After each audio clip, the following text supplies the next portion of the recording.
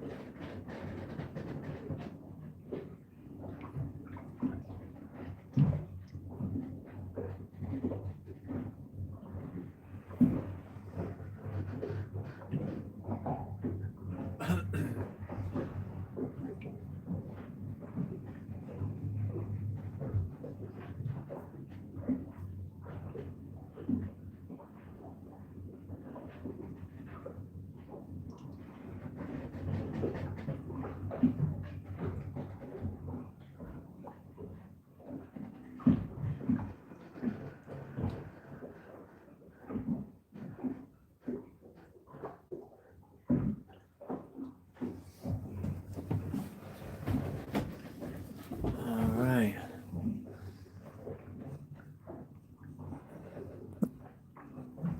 Right.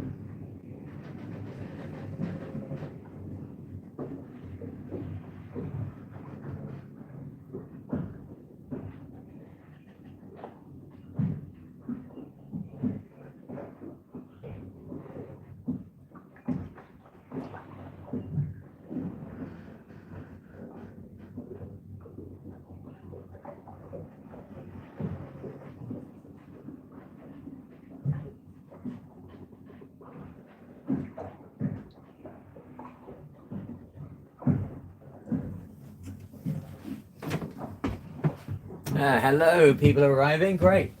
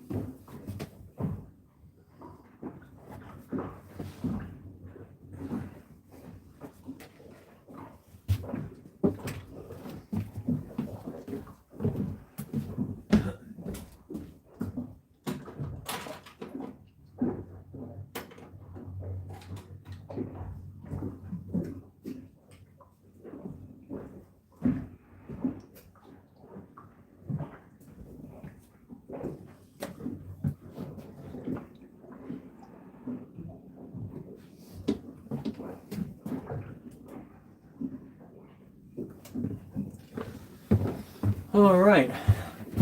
we'll go and have a bit of a look around first and see what's going on.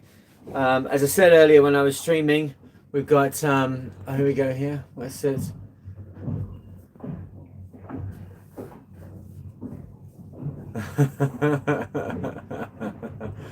Good evening, guys. We're going to put the seat covers on here and kind of get this set up in here. We see my tablets back there as well. I've kind of over time built up a whole little studio in here for myself to record with. So this seat being in here, it's not just about having somewhere to come and relax, it's about having come and do content creation as well. So let me show you on deck and you can see what's going on. It's pretty windy outside right now, so I'm getting a bit more daring where I'm willing to go with this phone, especially when I can swap it over like this. The only thing that's a little bit concerning, whoa, is I've had lots of issues with worrying that the phone's going to go in the water, so I got myself a little strap which I've been dedicated to using. Now of course I can't find it. Okay, no problem. Let's get a light on. Let's go and have a see. Keep it a bit windy here, but see things complaining and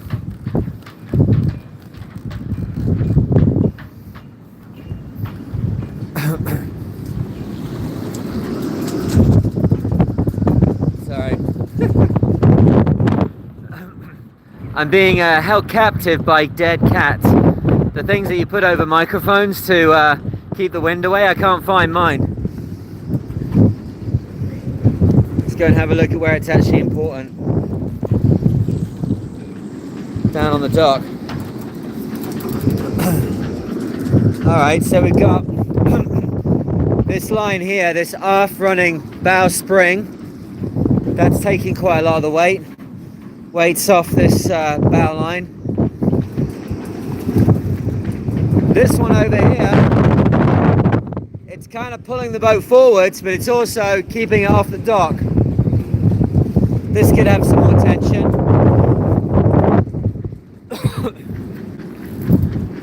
Windy again.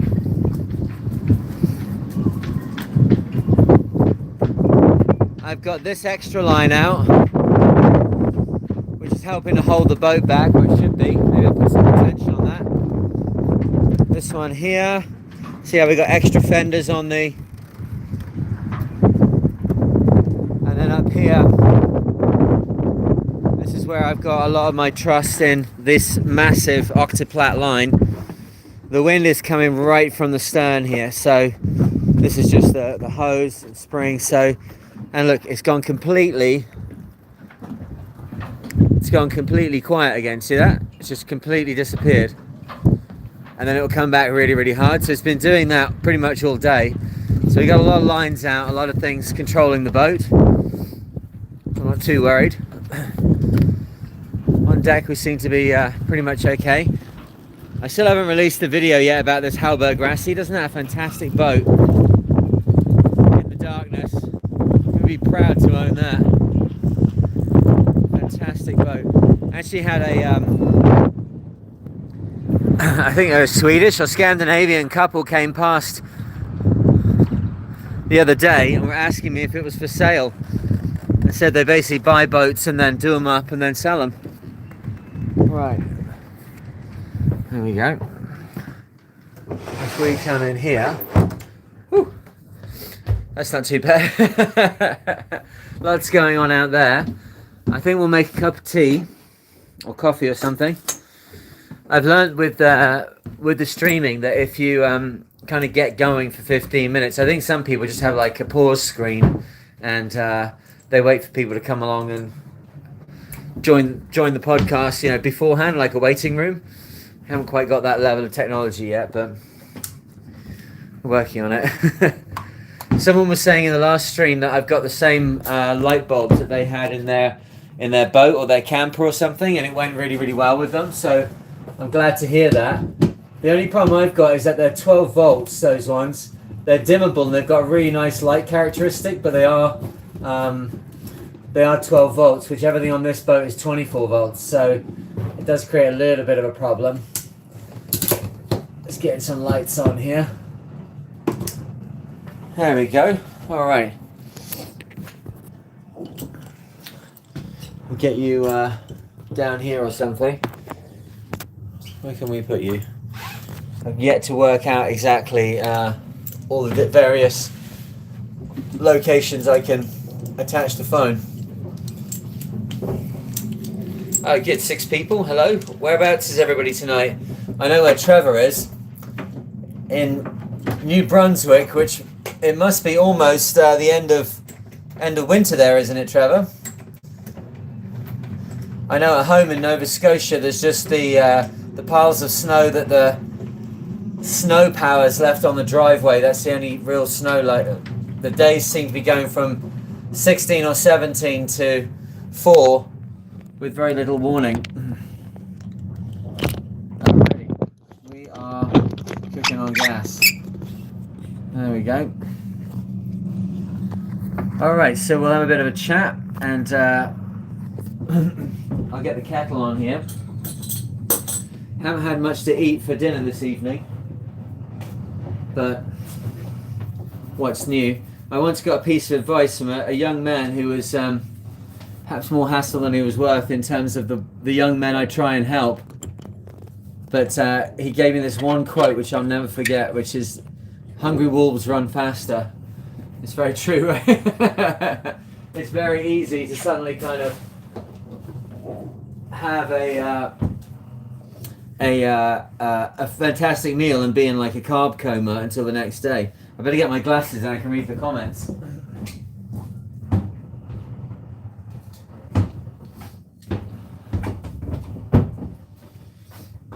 All right, here we go. Oh, Elliot Bay Marina, hello. Was not the azure blue water, I'll say anywhere on earth. It was the timing. Yeah, I hear you, man.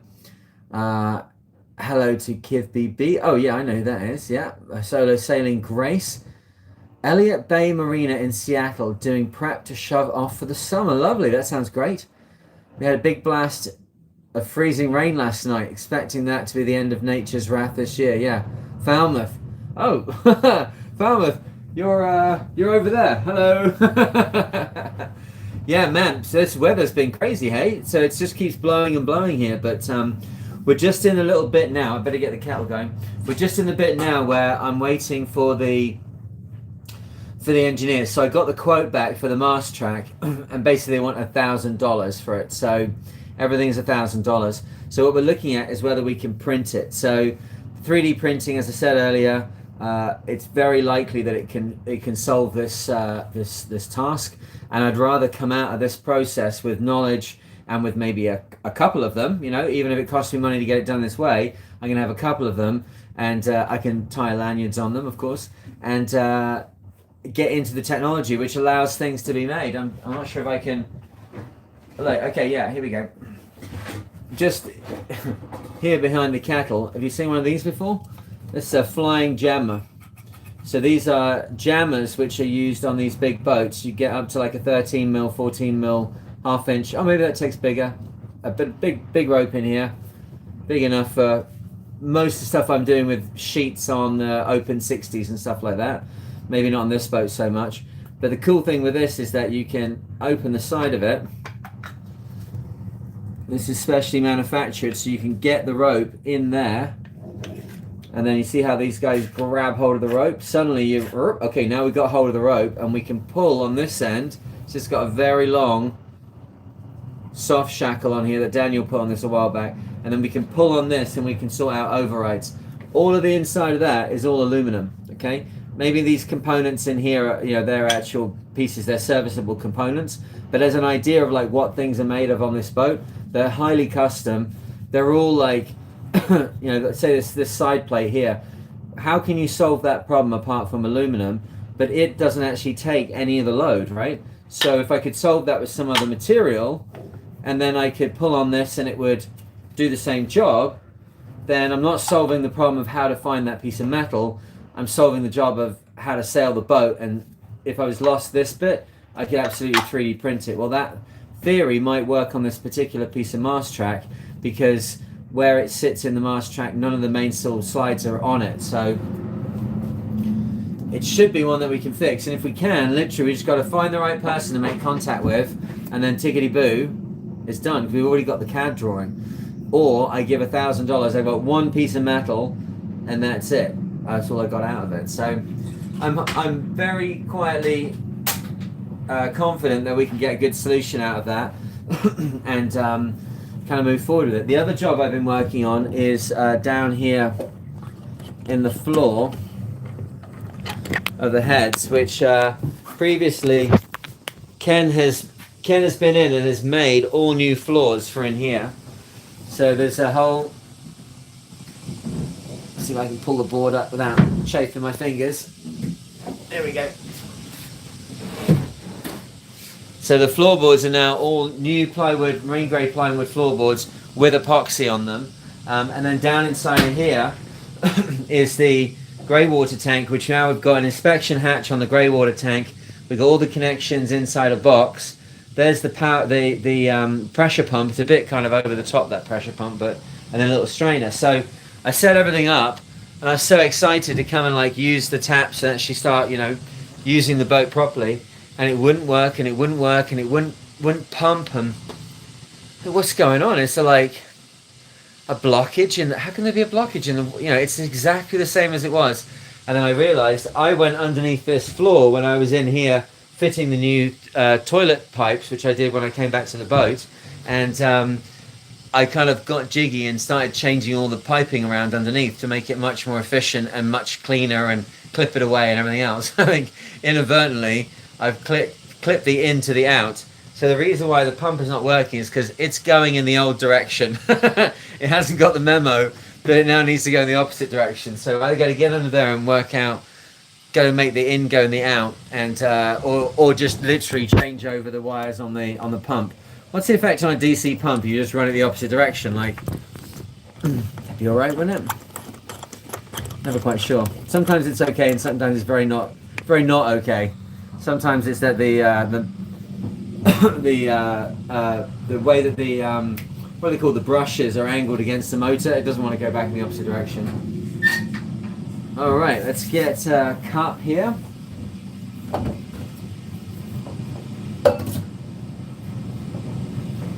Oh, I think you're, of course.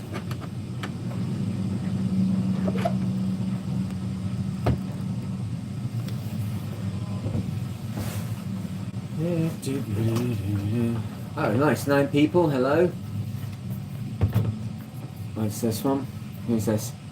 Here too. Way windier and colder than expected. Ah, interesting. Yeah, this one here, or somebody else's? This one. Yeah, we got 6 tons of water ballast we can put on either side. So we got 12.5 tons of lead on the bottom, 4.5 meters down, and then we can put 6 tons of ballast on either side. So pretty heavily water ballasted.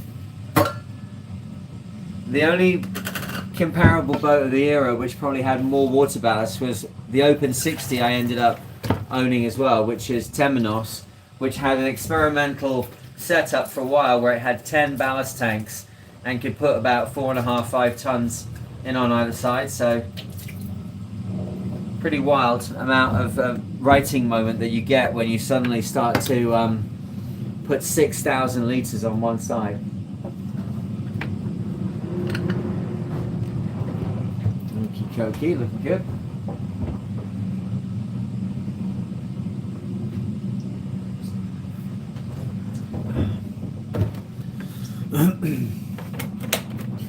Yeah, the windier thing.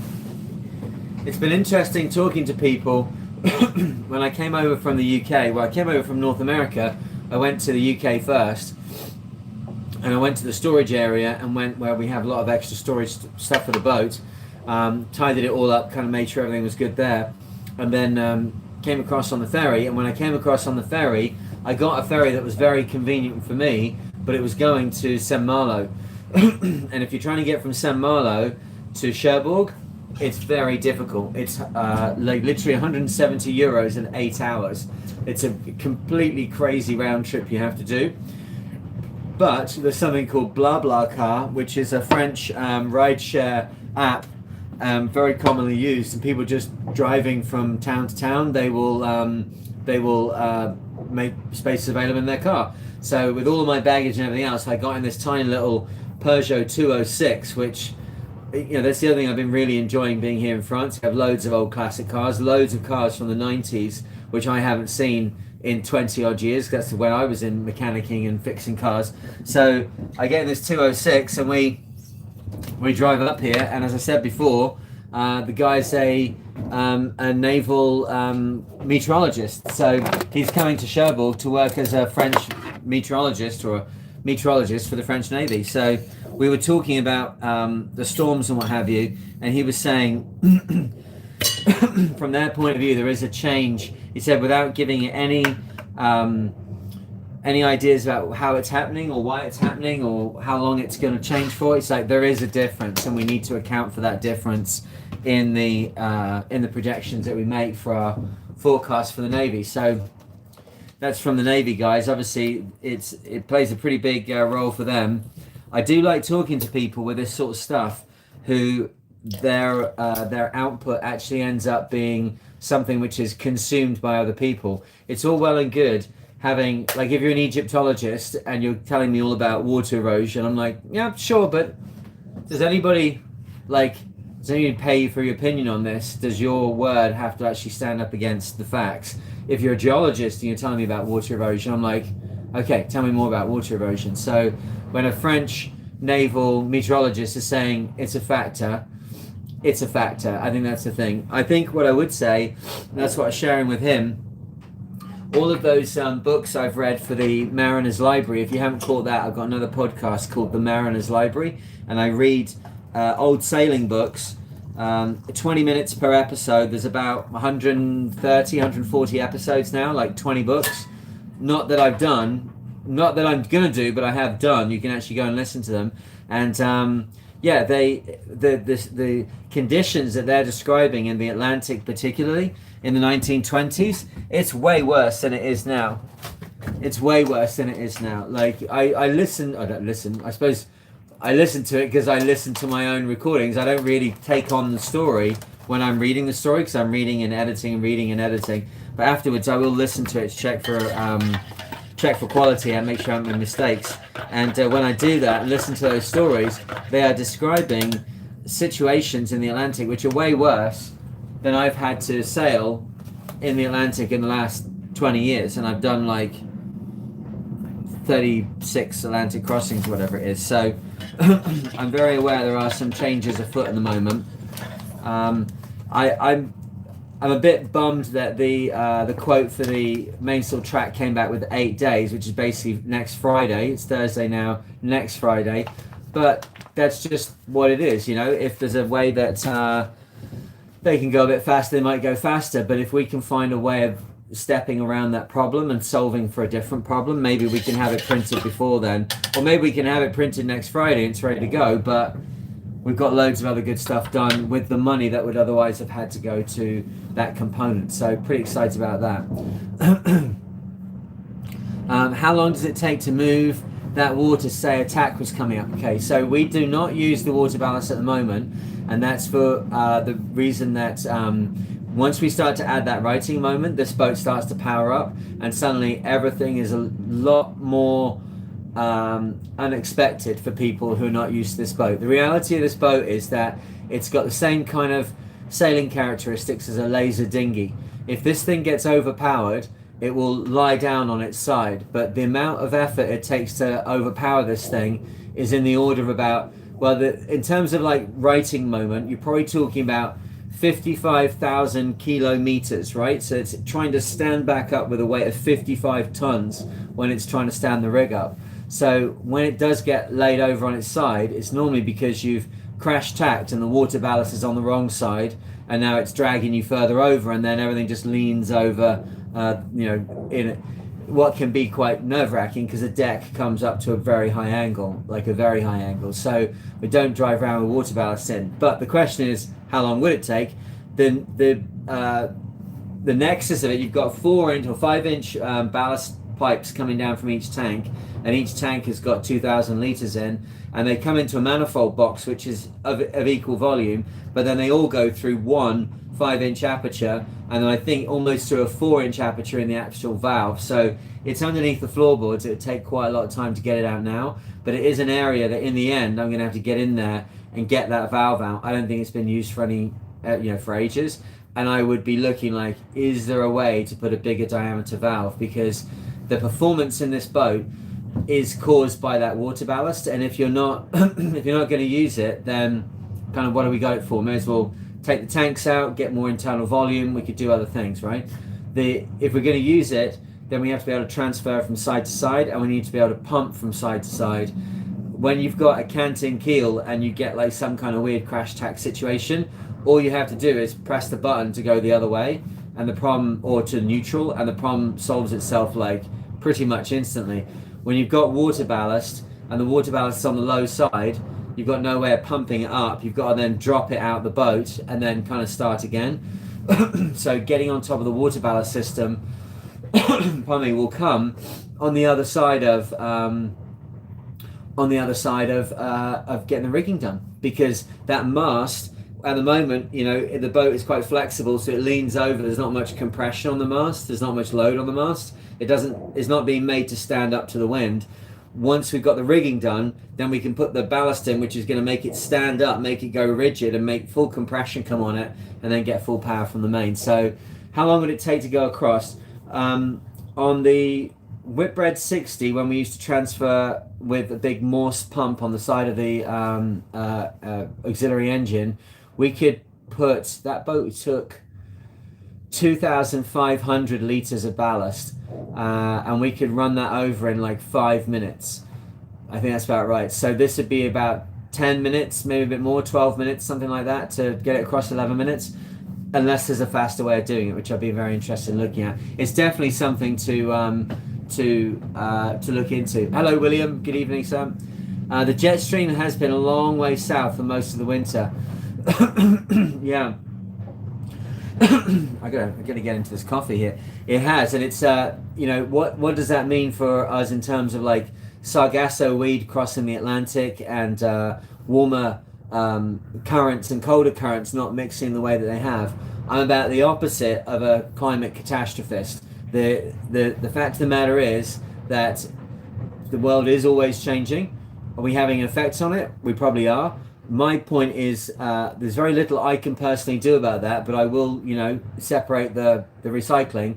My question is, how are we going to deal with what's coming? If it's going through a phase, whether we're creating it or not, like, what do we need to do? Well, my answer is, I think we should have an 80-foot Kevlar yacht that you can escape all circumstances. That's how I deal with the climate issue. Oh, nice. Okay. Woo, that's pretty coffee-ish. You hear that rigging? I don't know if that comes through on the recording. Oh, you know what? We can probably make this a lot better if I go and get my microphone. Give me a second.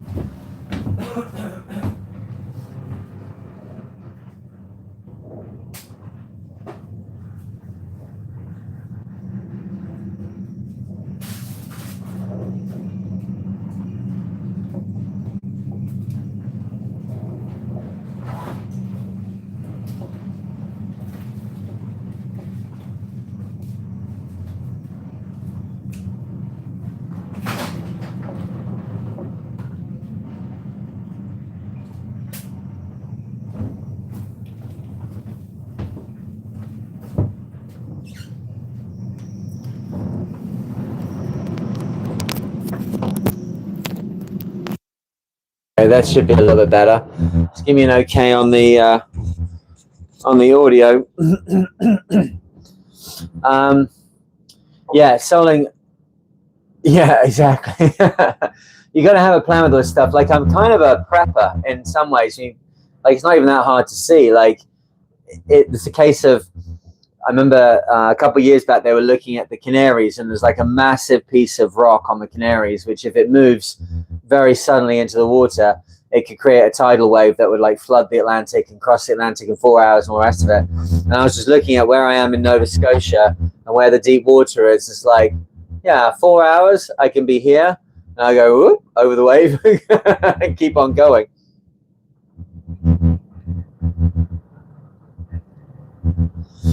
All right, and grab my pipe, which I think, Trevor, you smoke a pipe as well, don't you? I can do it in here because there's a little hatch to let it go, and I know the guy that owns the boat.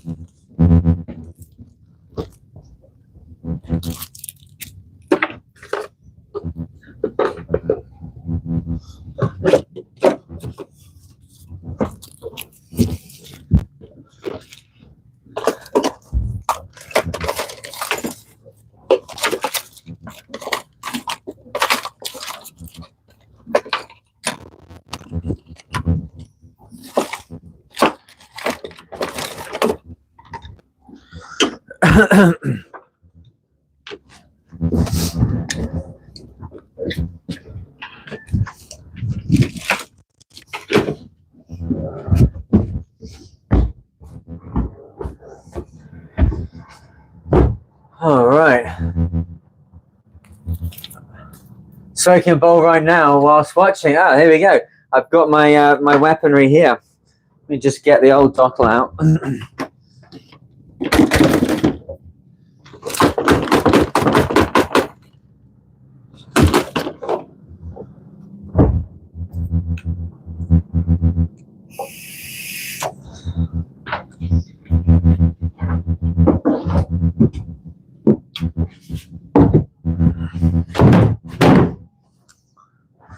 Just put the floor down in the heads.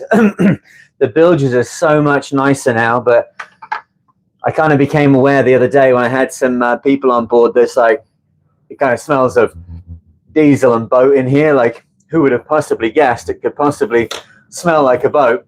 I do try and take a lot of effort to make sure it's clean and tidy. Like, if you're having people coming on board, sponsors or any kind of situation, a boat doesn't have to be a dirty, nasty place. You know, it can be a perfectly nice place at the same time as well as being like a race boat. It's pretty basic in here now with the mast jack is kind of in position, everything else, but I don't have to have the floor up. When I was doing the nav seat, doing the final bits of fasteners, my feed kind of cut off the other night. When I was doing the final fasteners, I kind of had to lift the floorboards up and get underneath there, and I realized, holy shit, there's like a couple of inches of water in there, which had been in there I don't know, since the fastener. I don't know how they got in there, right? So it's just, but they're like, smell like a pickled ferret. So it's like, oh, I think I know where the smell's coming from now. Find a lighter. Right, yeah.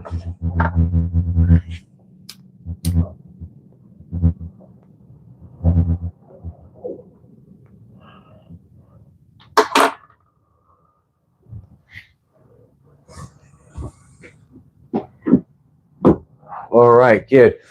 So yeah, after we've had this smoko, we'll go and have a look at the nav seat and get that together. It's been a bigger job than I might have otherwise thought, but it's one of the ones that, as I say, the oh, here we go. Okay, I'm here now. You can start now. Very cool. Yeah. Okay, I'm telling people oh, this is so interesting. I love reading your comments. All right. I tell people I'm a prepper all the time. Yeah. Building a 4-season off-the-grid sailboat is very similar to underground bunker. It absolutely is. And the interesting thing, I think, is like, I've got a situation now, the Open 60, which you'll have seen all sorts of stuff online with me, with the blue and silver Open 60. That one, basically, it's keel timed out. So it was one of those things. It had a carbon fiber keel, and you know, it's a 25-year-old carbon fiber keel. The connection to the boat is not actually the issue. It's the connection between the keel and the bulb at the bottom. So when that got to the end of its lifetime, basically cut the keel off, the boat's done. What do you then do with the boat? I have this idea, like, you're going to have to cut it up and put it in landfill at some point. So why don't we cut it in specific sections, put it on a trailer and take it back to my house, reconstitute it somehow, and then put it underground? Because surely, like an old sailboat, like a 40-foot sailboat, you take the keel off that, as long as the inside's not trash, if it's like lost its rig or something, or lost the rudder, or it's been written off, that in the ground, isn't that like a perfectly built little structure that is designed to take loads of pressure? Like, it wouldn't matter if it's underground. You got like a nice, beautiful interior to your prepper base. Like, it's, if you look at it that way, underground, it's a good option to have a boat. Then a boat that actually, you know, go with you and go other places. Like, you can't beat that.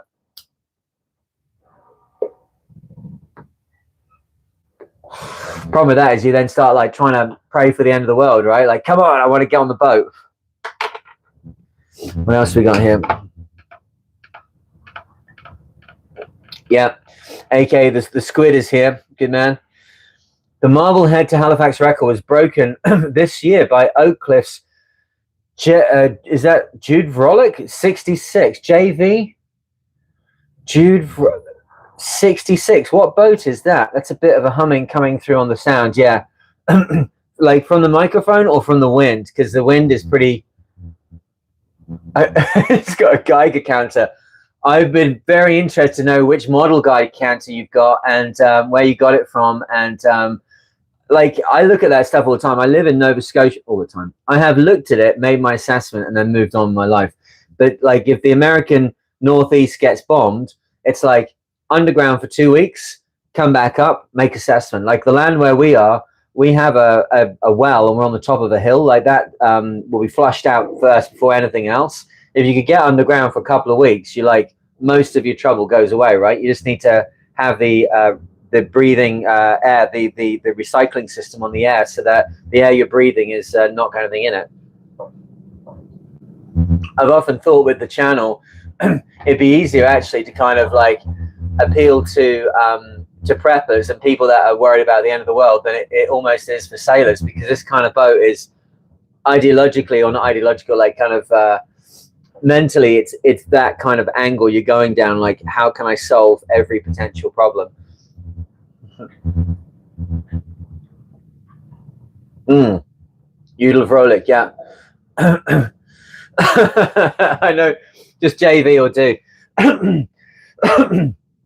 Oak Cliff is really interesting. They have like a billionaire donor who just basically puts the money in so that they can do sailing, and it doesn't really, you know, they don't have to worry too much. They've got a lot of boats. I mean, they have hundreds of boats in their fleet, although most of them are small boats. But without casting aspersions, having known 3 people who have gone there to like learn about sailing and then take that on into their careers, well, both of them told me, I didn't talk to the last one, it's where careers go to die. I think they maybe work them in a way, teach them in a way that doesn't necessarily make it like hugely transferable to what is the real world of being on race boats and being on super yachts and all the rest of it. So that kind of, I think that leaves people a bit dead in the water perhaps afterwards. The UK had a period where they were doing the 0 to hero courses, which was like, was it months or was it weeks? So it's like 20 weeks. You went from don't know anything about sailing to you've got a yachtmaster offshore commercial endorsement. It's like, it doesn't seem like that's a good idea. It's not a case of like that everybody that went through that program would be bad, but that, you know, you could have people that would be always meant to do it and suddenly it unlocks the door. I get that. But you get a lot of people who their temperament and their disposition is not really right for being on a boat, and then they've got the qualifications. I think that's where the problem comes in.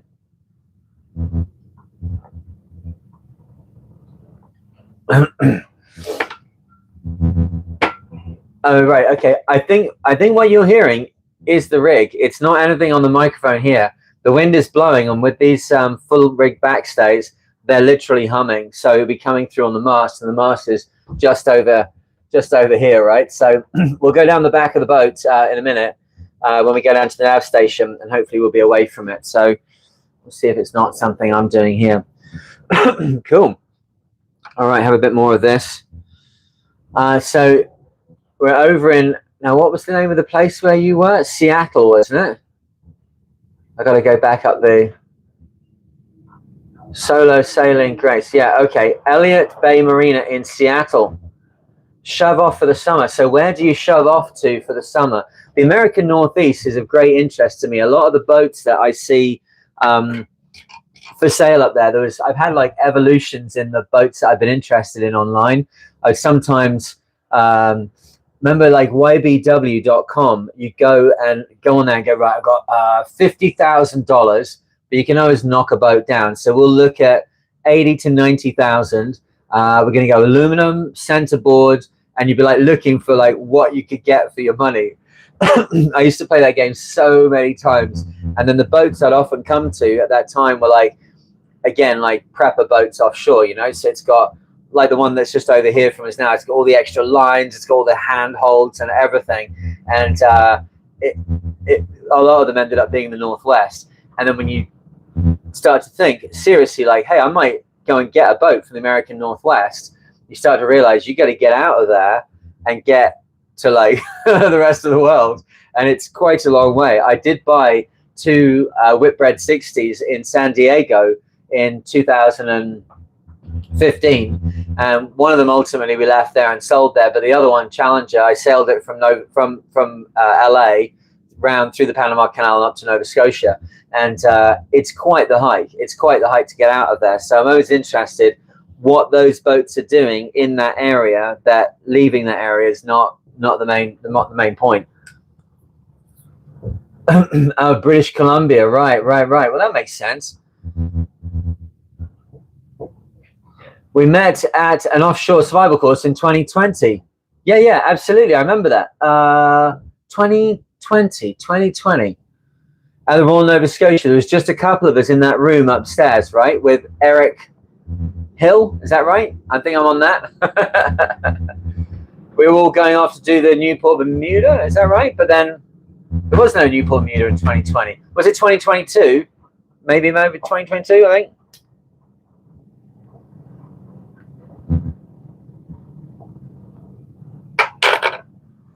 British Columbia, yeah, it's so beautiful up there.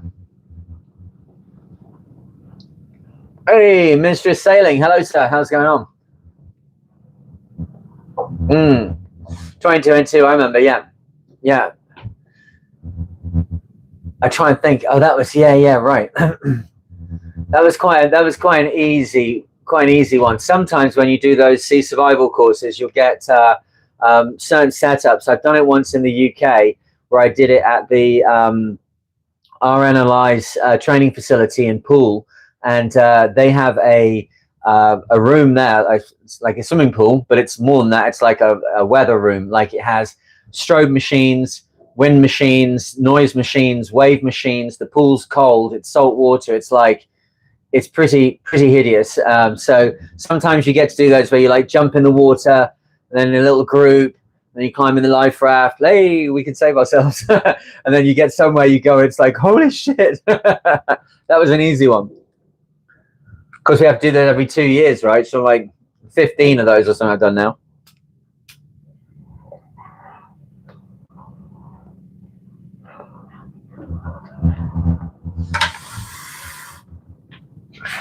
Yeah, good to see you too, John. Yeah, I'm here in Cherbourg at the moment, getting the boat ready for the transatlantic. So we're just kicking off and getting everybody in now, and then we're going to go down and do. I suppose we can go now. Actually, we're just going to go and get the covers on the nav seat. I'm going to show you the setup in there because I've been waiting on this setup for quite a while.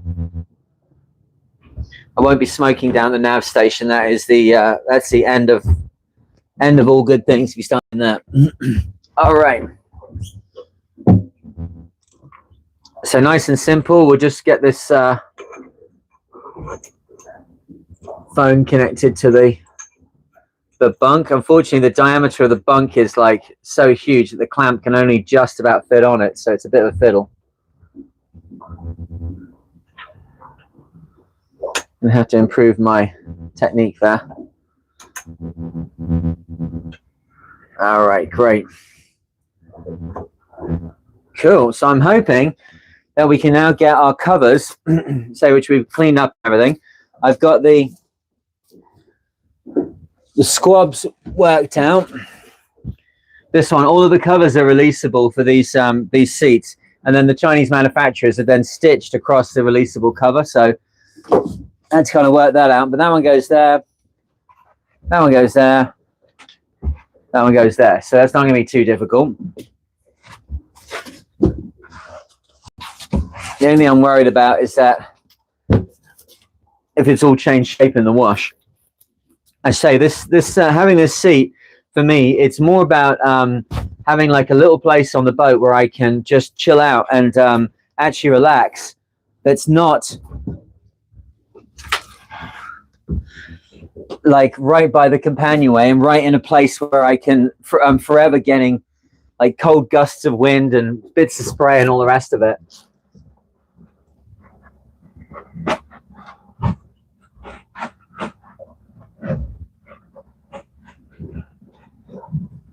Right.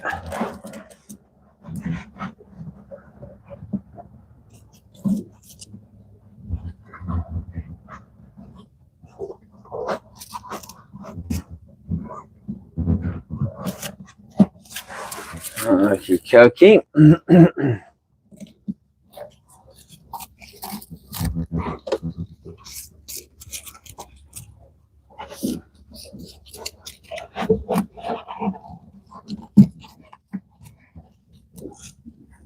All right.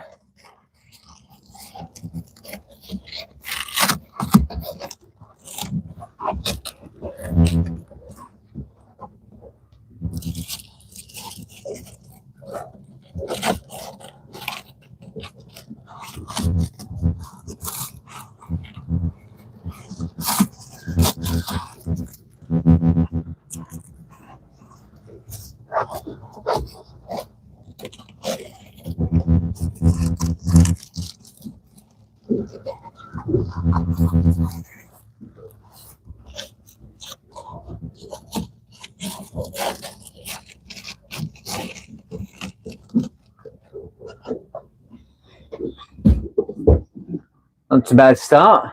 Got to get a bit of tension in it, but we get there. I get the little oval bits that go in the where the 5-point harness goes.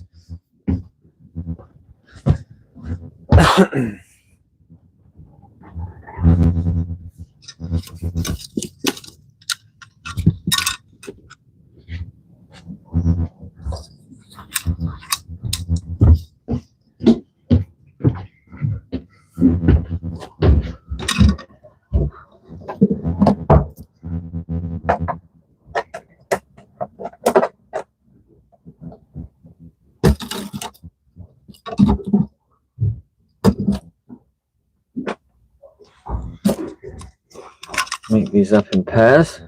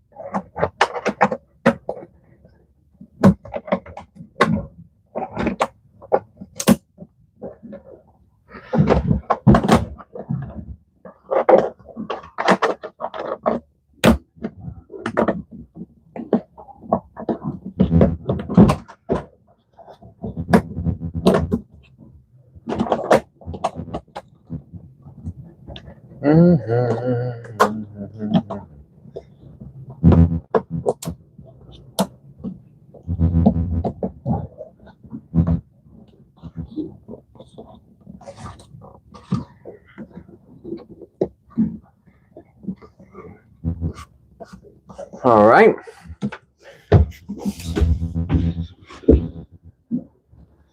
Starting to look a bit better, isn't it?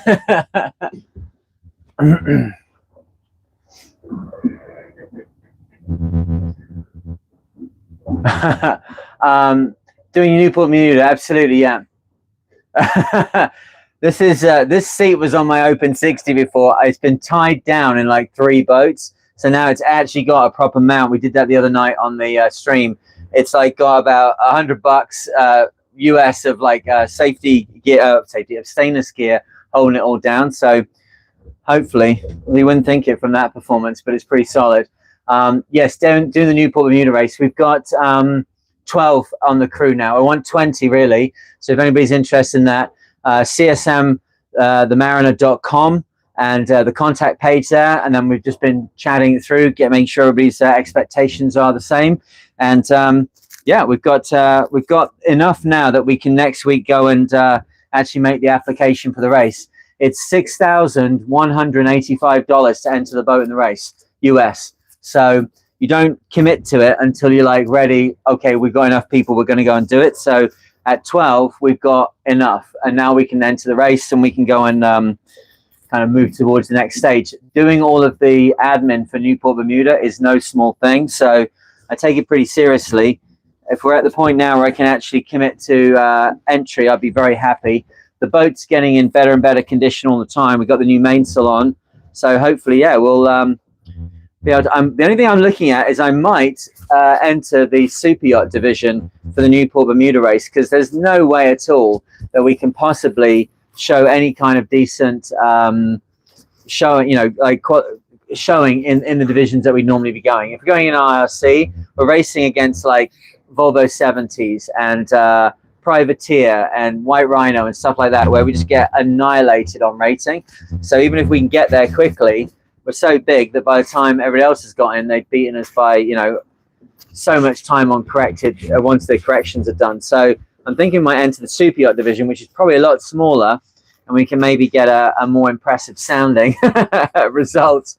Always enter the furniture division if there's hardly anybody in it, right? So you're allowed to do it in boats that are 80 foot and up. So I'm like, well, we are 80 foot and up, right? So why not embrace it?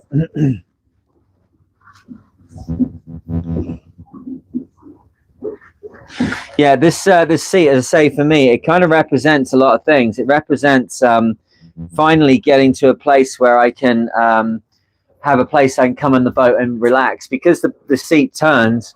As the boat's heeling over, I can put my back to the downhill side.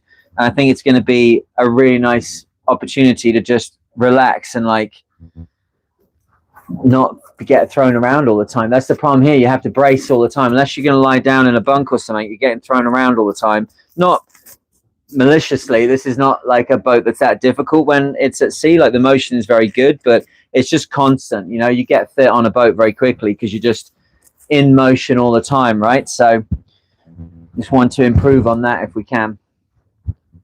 All right, good.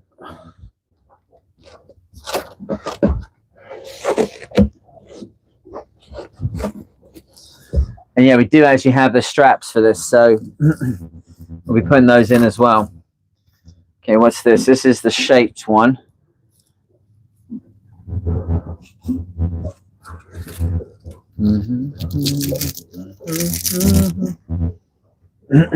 Can you lock the chair in place? Yeah, you can lock it in the forward position. But as someone was pointing out last night, it is basically held on by gravity. It won't pop up, but if you've got it right at the top of its stroke, I think you could kind of bounce it off. But I'm going to see how it goes. It's my best plan so far, but I don't mind improving the plan if I get the opportunity later on.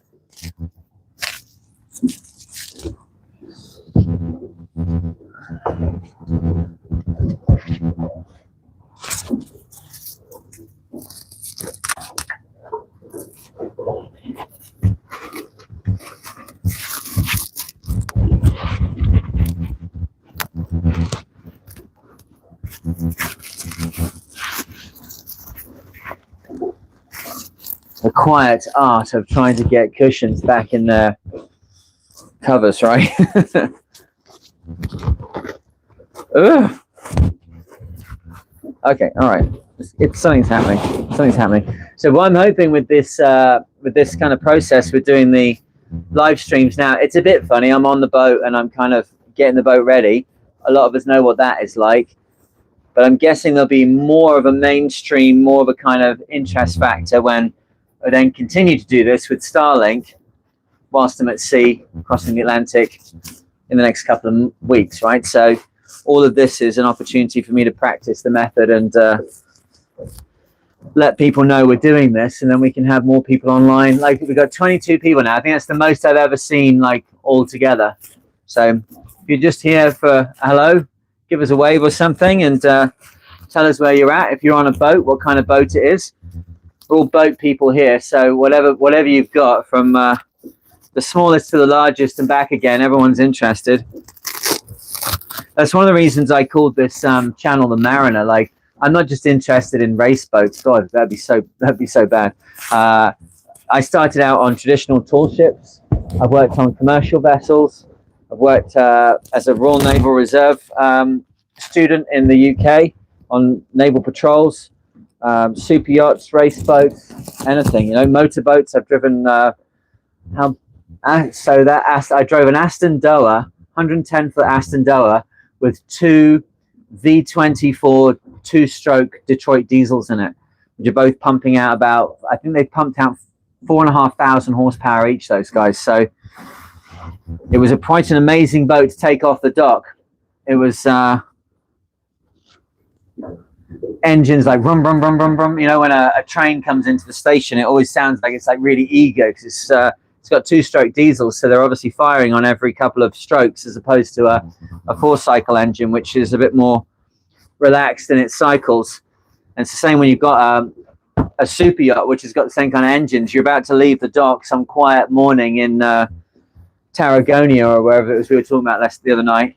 So you turn on the engines, it sounds like you're at like pretty high RPM, and you're just idling, ready to get off the dock.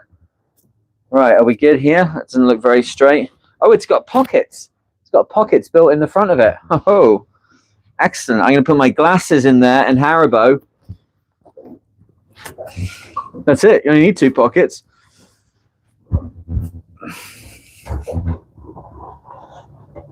Oh, yeah. It was definitely worth the extra time as well to go through and get on the... oh, here we go. Hi from Angra in the Azores, living on an X yacht. Oh, IMX 38. Yeah, absolutely. From Iceland. We went up to Iceland in 2023, was that? Yeah, I sailed solo from the UK to Iceland in this boat. I really wanted to go to the Faroe Islands, actually, but just wasn't on the. It wasn't possible. It was there was a storm came in from the exact direction where the Faroe Islands were. It's like, I'm just going to keep on heading, and then we went to Friedrichshaven, I feel like it's called. I drove across the bottom of Iceland, and just before I went round the bulge and into Reykjavik, there was a little port, and I went into there. It was very nice. I think there's a video on here somewhere of me parking, going in there late at night. Man, this lining is falling apart. Yeah, this seat cover was pretty badly marked with mold, but I had this like vision in my head for how I wanted this to be. It didn't include mold, so there was an extra 24 hours where I got rid of the mold from on these. Am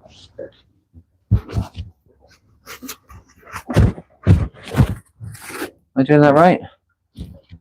Yep, that's right. Anybody got any sailing questions they want to give me? That's a good X-yachts. I will say this, I love X-yachts. The first boat I ever commissioned, like on my own, brand new from the factory, it was bought obviously in Denmark, and then shipped by a truck through to the Solent in the UK for the Commodore's Cup in 2008. And it was my job to get it in the race. The problem was that the X42 had just been released, and the owner had bought it. It was part of a 3-boat campaign that was doing the Commodore's Cup from Hong Kong that year. And it was the middle boat, but suddenly the IRC had changed their rating system, and they'd put a penalty on having a T-keel, which the X42 had a T-keel. And so it had pushed it out of the rating band, which was the middle boat rating for how that campaign works, right? You had to have a smaller boat, a middle-sized boat, and a bigger boat. So suddenly we had this issue where all of these people had invested in this regatta. All of these boats had been sent and chartered and purchased and all the rest of it, and the whole plan was falling apart because suddenly this T-keel had shoved the boat into the wrong handicap band. So it was my job to go get the boat ready and solve the problem of how can this boat suddenly have a less of a rating than it has right now. So it was quite an interesting quite an interesting 6 weeks, you might imagine.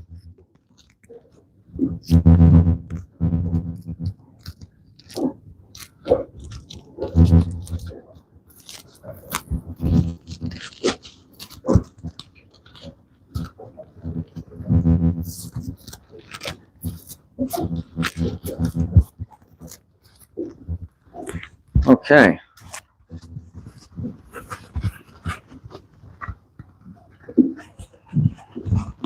Not look too bad.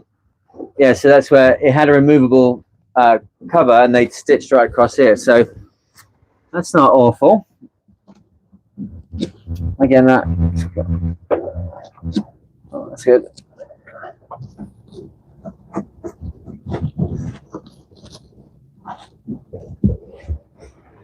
Right, we've got 2 more little plastic things and we're about done. Let me grab those.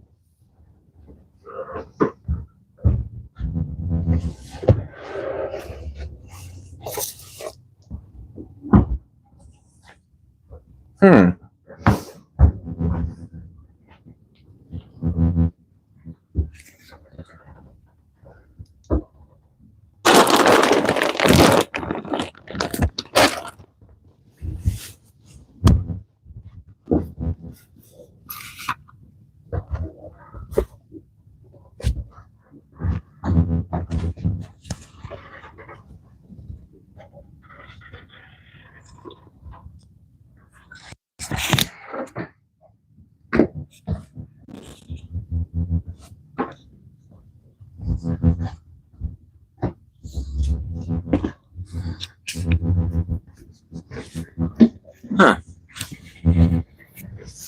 Okay, interesting. I have no idea where those other bits are. I'll keep my... So let me take you for a little move here. I got to get in and show you the setup, because I have been working on this for a while. Okay, so inside the nav station here, there's not actually much here. Basically everything has been removed here because there's nothing in here that I really need for when I'm navigating the boat most of the time. Oh, it's got my fancy turnaround chair. Oh, that feels pretty good. Now the idea is that you are going to go about here. Oh, maybe not like that. Just all right, that's a starting point. I've got a bit of tape on the wall here where I've put a fix in, and I have a bracket here which I'm just going to attach and get the phone on. I was experimenting last night. I went to bed at 5:30 a.m. last night and then got up at 10:30 this morning. I got up to the news that the piece that we're looking for the mainsail track was going to be 780 euros. Like, oh, I think I might just go back to bed. All right, let's get this in here, because once we've done this, I think we actually have the opportunity to sit and I can sit down and talk and not feel like I'm forever on the move here. Yep. Okay, and then you go up here, and I can also mount this on its side for doing normal videos. But when we get going at sea properly, how's this? Okay, now the lighting situation is not perfect yet. Yeah, I'm going to have to move the light. This is the grinder here. It's the gearbox that engages this shaft. This is up here is the gearbox going through backs and forwards. So I think it's let's see, here we go. They look crazy close to your head. Yeah, they are crazy close to my head. Let me just get up to speed. But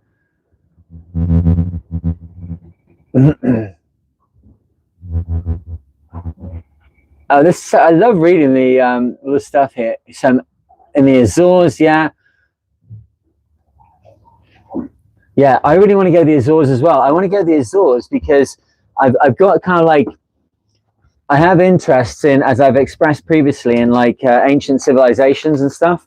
And there's lots of evidence that the plain where the Azores are now, that has all gone down because of isostatic lift. If you've got loads of ice on top of North America and it's pressing down on North America, then other parts of the world go up when it goes down, right? And so if that started to melt, then that would have gone down a lot. So I want to go and, you know, noodle around. I hear it's one of the most beautiful places in the world. That's the other reason. So there's like history, there's the beauty of the place, there's the sailing challenge of going there. Yeah, it's pretty awesome. What else are people saying? In the living room, learning how to create a wiring schematic. Oh, so I can update my wiring after a broken drain hose drowned my house bank batteries. Oh, yeah. I've had, I remember being off in the Bay of Tokyo in a in a Clipper 68, and we got knocked down. And on those boats, they've got like quite high coamings on either side of the nav, on either side of the cockpit. And inside the coaming, there's like a whole releasable bit. There's a life raft in there, and that has to have a big drain on it, so that in the event of getting knocked down, which we did on this occasion, loads of water gets scooped up. It all goes somewhere. Well, no one had realized that exact life raft area, the hose had become cracked. So we got knocked down, and like behind me in the electrics cabinet on that boat, we get knocked down. I'm on the side, and then water is just pouring out of the electrics cabinet. So that was as we passed into the Pacific, into one of the biggest weather systems I've ever been in, and we set off in there with no gear whatsoever, no communications gear whatsoever. I was drying it out and working it out, and, you know, keeping the project moving forwards by fixing things as we were going along. But the reality was, yeah, we had like 72 hours where we didn't have any communications because of that leak. The other one like that was coming back to Challenger, where I'd left her in Antigua, and I hadn't closed one of the valves on the ballast system, and there was a leak somewhere inside the ballast system, and I'd left the mainsail down in the bottom of the boat, and obviously the batteries in the bottom of the boat. When I came back, there was 2 foot of water in the boat, and the batteries were totally pooched, and the mainsail had then been exposed to the rusting effect and the corrosive effect of the main batteries. It was awesome, as you can imagine. Yeah, the single-handed trip was cool, and this next one's going to be great as well, because we're going to have this, which should be a nice sort of new situation as well.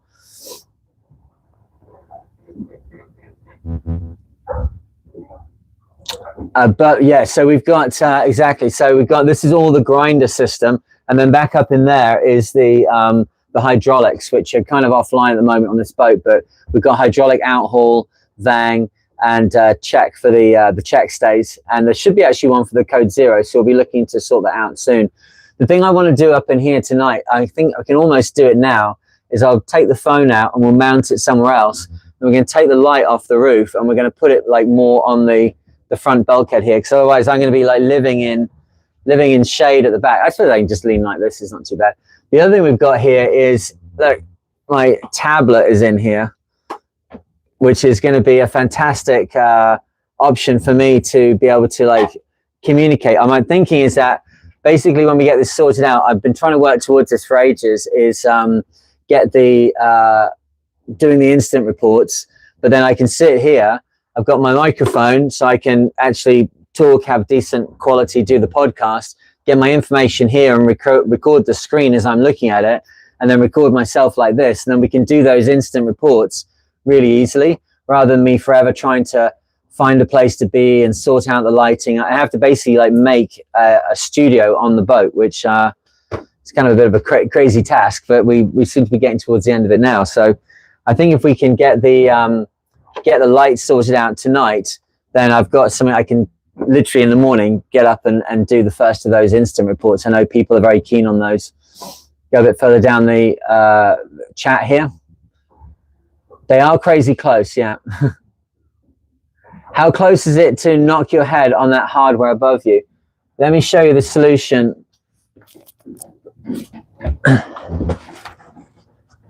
This is how you deal with this problem with a bump cap.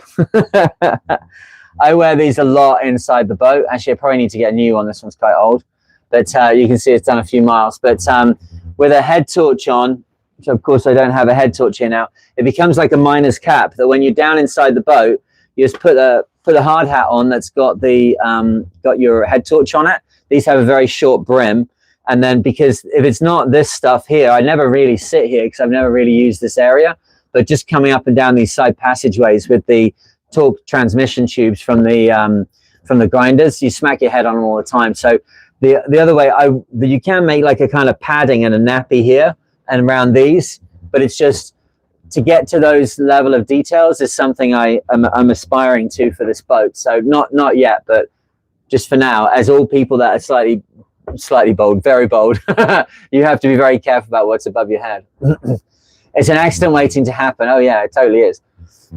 Azores and Iceland are very similar, beautiful rough on transcontinental plates in the Gulf Stream and great for serious sailing. Absolutely agree. Absolutely agree.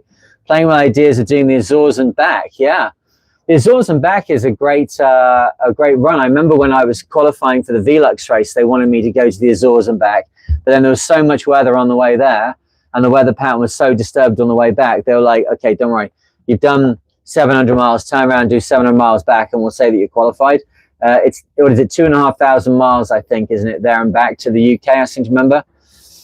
We met a few years ago when you were in Montreal promoting Spa in one of the clubs. Absolutely. I was talking about that the other day. Remember it was very, very icy in the car park, and I had my cleats on, and somebody I met was saying like, "Oh, that's a good idea. I cracked a rib not that long ago." It's always amazed me with Canadians. They don't wear cleats on their shoes. Like, as someone coming from countries where we don't have ice and don't have snow like that, it just seems such a terrible risk. And like where I live, there's ice directly outside the front door, so you just have to have cleats on, as you just statistically you just would end up falling over and hurting yourself. There's no two ways about it. But yeah, I remember particularly always doing that one. What did we do on that? We were getting ready for the Vic Maori race, and then we didn't do it. That's right. That's right. Isn't that so? There's an event which is going on. I started talking about this last night. Let me grab my coffee. Yes, I know. Coffee at the nav station is a very bad idea. I get it. But that's how it's going to be. So get over it. Look, I can turn sideways. Right? This is so nice. Like, I can't begin to tell you how nice this feels to just be able to. Hang on. Can we do something? Will that hold the phone? We can see if we can come up with a few more. Will that hold the phone like that? Oh my goodness me. Oh Lord, look at this. Right, that is it. For the first time ever doing this kind of content creation, I can actually relax. Okay, ask me your sailing questions. I got no problems now.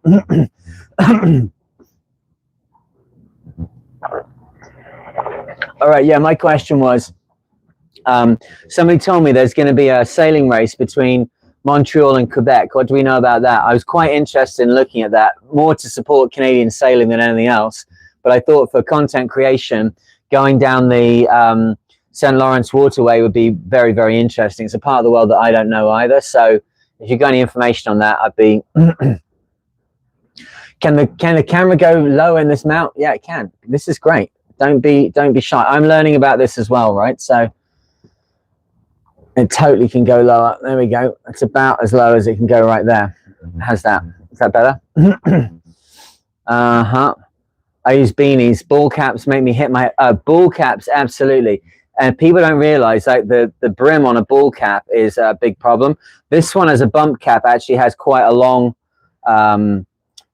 brim. Some of them it's like literally half that length, and that's better when you've got a head torch because then you have a nice bright kind of arc of light. This one I think was my dad's or something, or it's been around for so long. as you can tell. It's I think it hung upside down actually here for quite a while. That was my other solution for this problem, was just to hang the ball cap there. But the bump caps are the way to go for me. Otherwise, I just would. Two things happen for me here. I smack my head a lot inside the boat, which you just can't afford to do when you're like this. And I end up hunch-shouldered all the time. And I did, you know, there was that period I did like 2 years and did 100,000 miles. And I literally went to a chiropractor. Or no, what's the one for your spine? That's chiropractor, right? Yeah. And she was, she's like, you've got to do some exercises that open up your shoulders. So I will very often go and find some upright like door frame, put my spine against the door frame, then push my shoulders as far back as possible just to open everything up, because I was just walking around like a troglodyte all the time, which is pretty bad. We just had an ice storm yesterday. All is frozen here today. A few power outages. Yeah. And my cleats, you know, like the little rubber things that go on your feet, the rubber doodads that go on your boots. I don't know.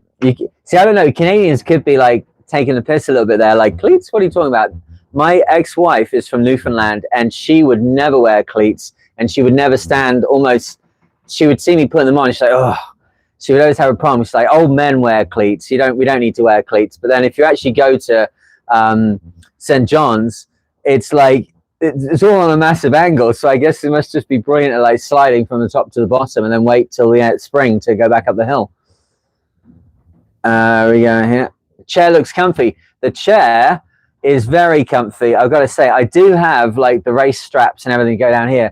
My idea is that I can, you know, I can turn sideways now in the nav station.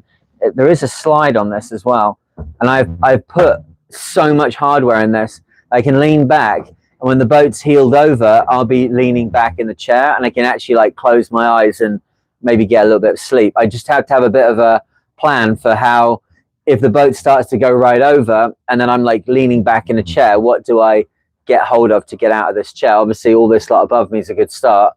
It is better being on the boat when you're solo and all this stuff is above you, because obviously it's not moving when I'm down here. If you've got a crew on deck and you're the navigator, you've got to be very careful about all this lot. And if you had long hair or anything like that, God help you, you know.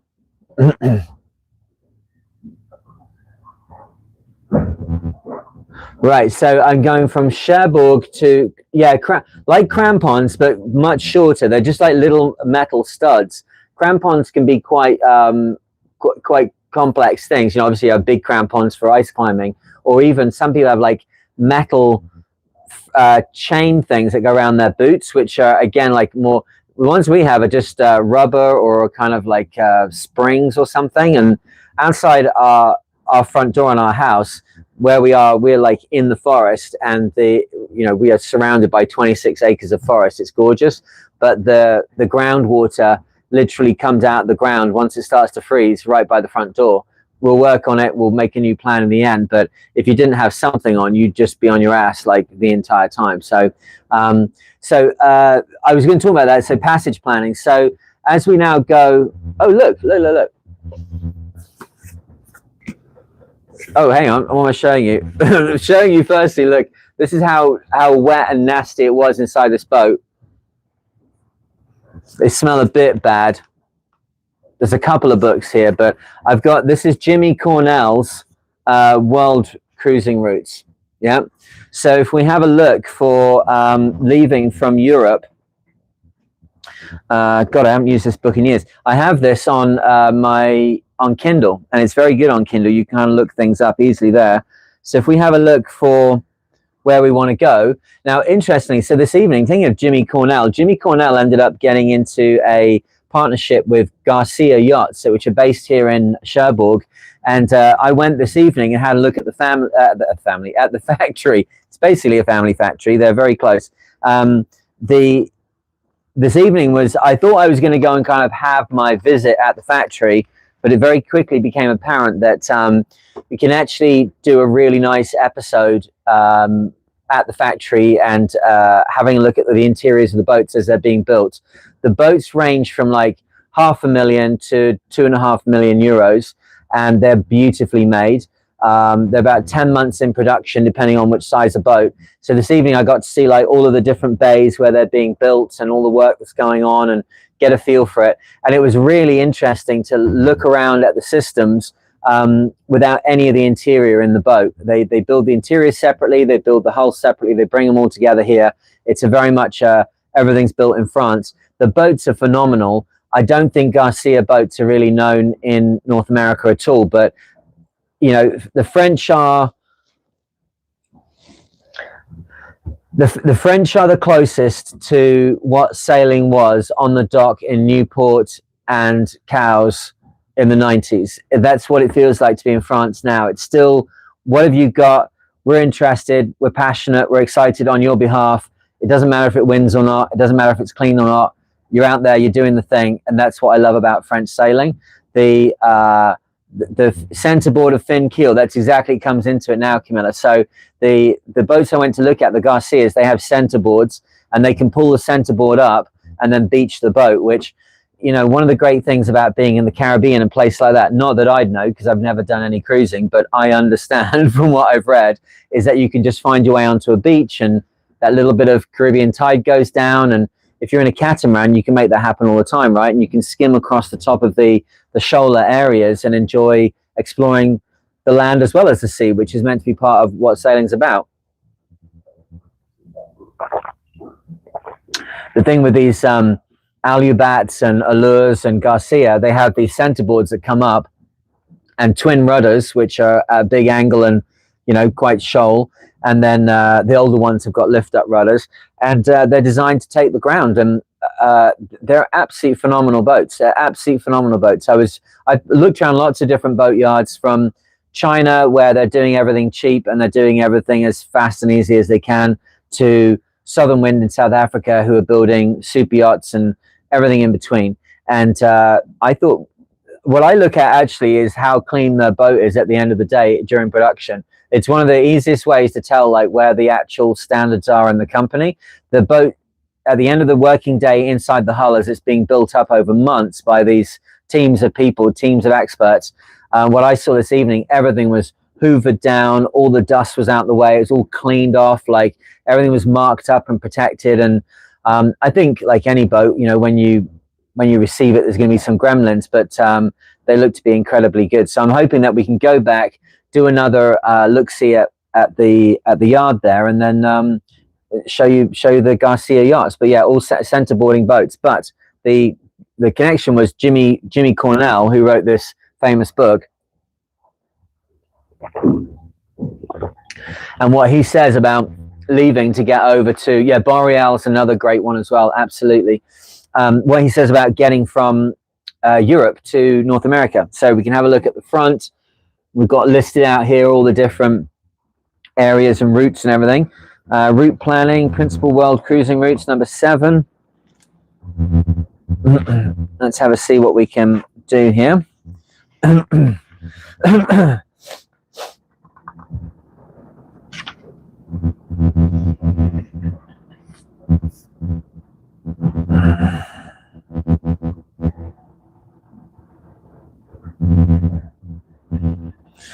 Right, so we can have a look here. He's got a bit in the beginning of the book, and maybe this will kind of give us an idea where we're at. So he give a couple of example voyages. So, you know, just kind of get your teeth around some of these. You could, well, we'll start from voyage A. A 2-year circumnavigation from Europe. Let's read that for a second.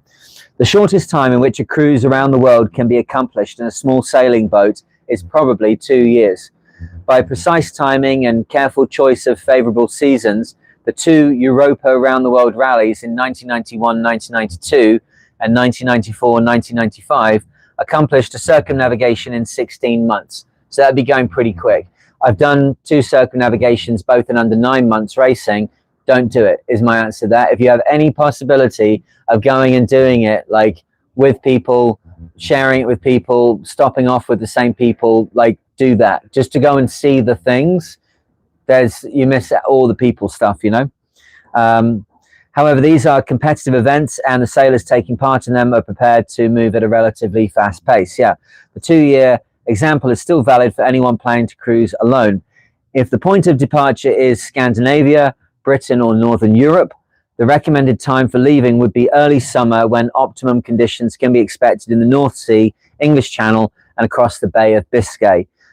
Departures from Mediterranean ports and Gibraltar can be left as late as October. This is also the time when boats should be on their way to the Canaries, whether sailing direct or via Madeira. So I came back to France to move the boat in January. So January is getting to the point. Yeah, there we go. The squid's like, I'd have a Garcia 45. I was on a Garcia 45s this evening, and I would like to give you the opportunity to upgrade to the Garcia 52 or the Garcia 60. Let's go and have a look at those and see what you think. The 45 was very nice. The visibility inside was awesome. Like when you stood in the middle of the pilot house, you can see all around you. It was phenomenal. But 52 was looking pretty good as well. And then my friend Sylvain said the 52 sails the best. The 60 is getting quite a round-bilged, heavy kind of marina type boat, you know, but it gives you other things. It gives you a huge amount more accommodation. But the 52 had like everything and that little bit of extra size. So this book is saying to leave from Europe for like an optimal circumnavigation going in the summer. It's saying you can leave in October, although I've left Sable d'Olonne. You think that the Golden Globe, the Vendée Globe sets off in early November. So theoretically, you can go from Sable d'Olonne and points south of Ussonne and the northwest corner of France, certainly as late as early November. But once you do that, you need to be off the coast of Portugal and off the coast of Spain. And that's where I made two errors. I was working on the basis that this boat can go places that smaller boats can't, not because we take any risks, but it's different crossing the battlefield in a tank than as an infantryman, right? It just is. There's different considerations. So I don't want to ever push this boat in a way that's not safe, but equally, I don't want to be in a situation where I'm scurrying around worrying about force 5, force 6, because that's just not realistic for this boat. So I was leaving in late January. January should be okay. You should be able to find a window of a week if you're a fast boat and you can get across Biscay, get some distance offshore away from Portugal. You can ride out some storms and get to the latitude of the Canaries. My problem was I just couldn't get out of the channel. I came out and went into 55 knots almost immediately and got chased back in. That 55 knot storm that I was in, as it went over Penzance, went to force 11. So it's still blowing now. If we go a bit further forward here to the bit I was just looking at, around Atlantic voyage, it says, compared to the Pacific Ocean voyage, which is the previous one it was talking about, a circumnavigation of the North Atlantic is much easier to accomplish, and it is in fact a voyage undertaken every year by a large number of European sailors who have time for only a 1-year offshore cruise, or who complete the circle in various stages over several years, returning home in between. Christopher Columbus was the first sailor to accomplish such an Atlantic circumnavigation, and the following itinerary is largely based on his own voyage of 1492-93. Isn't it terrible now that we can't, like, that Christopher Columbus is like out? Christopher Columbus like didn't really do anything bad that with the people that he met when he got there, although he had lieutenants that did. But it was at a time where the world was a lot more violent than it is now, and the people that he was meeting were also used to a lot more violence than we are nowadays. But that his accomplishment gets turned off because we can't think about him in his time period and what was normal to that time period is great sadness to me. That the only significant change to Christopher Columbus's timing is the only significant change is the timing. Sorry, as on his first transatlantic voyage, Columbus sailed west during the hurricane season of summer and returned home too early in winter. Okay, a late spring or summer start is recommended for those leaving from northern or western Europe, so as to cross the Bay of Biscay before the middle of August. So late spring, we're going to be looking at mid-March leaving here, which is like early spring. So we're out of the winter period. We're in the bit where it's a bit rough, but it's, for a boat like this, we can probably take it on. The bit that I have to look at is the exact, so it's got all these like pilot charts of all the various currents and the winds that are blowing at different times and what have you. Quite a lot of the pages of this book have got stuck together by being in here. We don't have to get into this too much, it could get very boring, but if we have a look at the route, I wonder if it will give us some information here. Gotta go and look at it. Scotland to Greenland. That's what we did. We went through the Firth of Forth. Firth of Forth? No, the Pentland Firth. Sorry, the Pentland Firth. When I did that trip from Southampton to Reykjavik. Lesser Antilles to the Azores.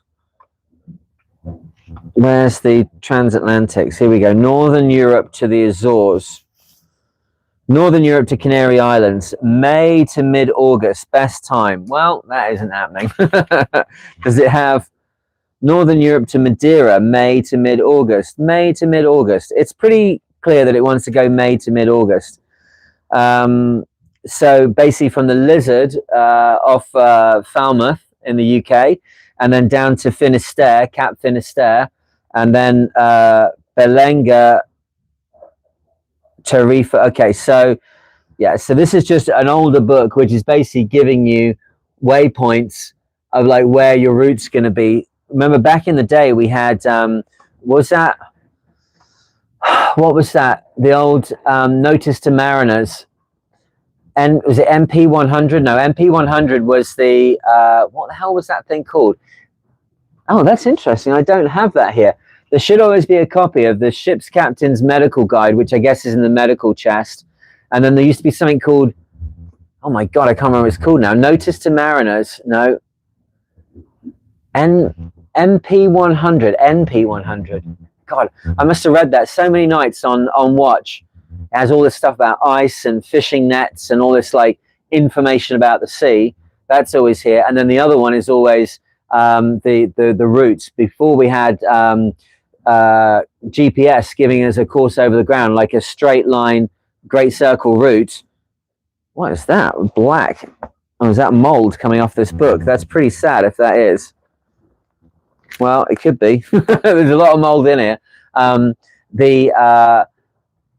It would give you like the marks along the route. So if you wanted to create your own great circle route, it would give you a latitude, longitude that you could mark it out on a big like plotting chart, and then you would know the legs, so that in the end you created a great circle route, as opposed to now where of course we just watch the chart plotter and just follow the line. So my route in terms of leaving here,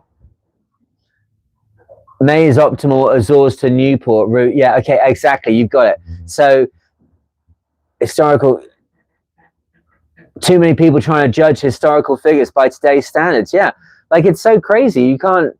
You have to understand people in the time period that they came from. Like how can you, they were also worried in that time period about like Mongol hordes running into Europe and wiping out civilization again. They had other things on their minds, right? So to judge them by today's standards seems terribly like narrow-minded. But yeah, so right, excited reading this book. Yeah, right. Can anyone remember what's the name of that book that it's a blue book? God, I feel so dumb now. I can't. Is it not in the chart table? It must be in the chart table. We need to talk about my chart table as well. Like, there is so much shit in the chart table. It's just not even true. Like, there are big things in the chart table. Like, big things in here. Oh, I don't know where it is. Like, it's a historical dig. We've got these sort of things in here. I don't even use this anymore. Well, I don't know. I'm going to have to find a copy of it now, if I can. There's part of me is thinking I might go back to the UK before I leave. I've got stuff in storage in the UK, and part of me is very keen just to leave it in the UK because the boat is so much lighter. There's so much less crap on board. All the stuff that was on the boat, which was like boatyard stuff, is off. But all the stuff that's boatyard stuff is now somewhere else. But I don't need any of it before I come back to France and I'm looking to come back over in like September. I want the boat back here as soon as possible after the Newport Muda, unless there's that race, say, between Quebec and Montreal. I'm kind of interested in doing that and going down the St. Lawrence. But if I can get back here, then the stuff in the UK makes more sense. But in the UK right now is quite a lot of things that I kind of expect to have on the boat, and I don't have. I think some of the books from the nav station are in there as well. You know, I've navigated the world via bourbon and the World Cruising Route book. Yeah. Well, me too, a little bit.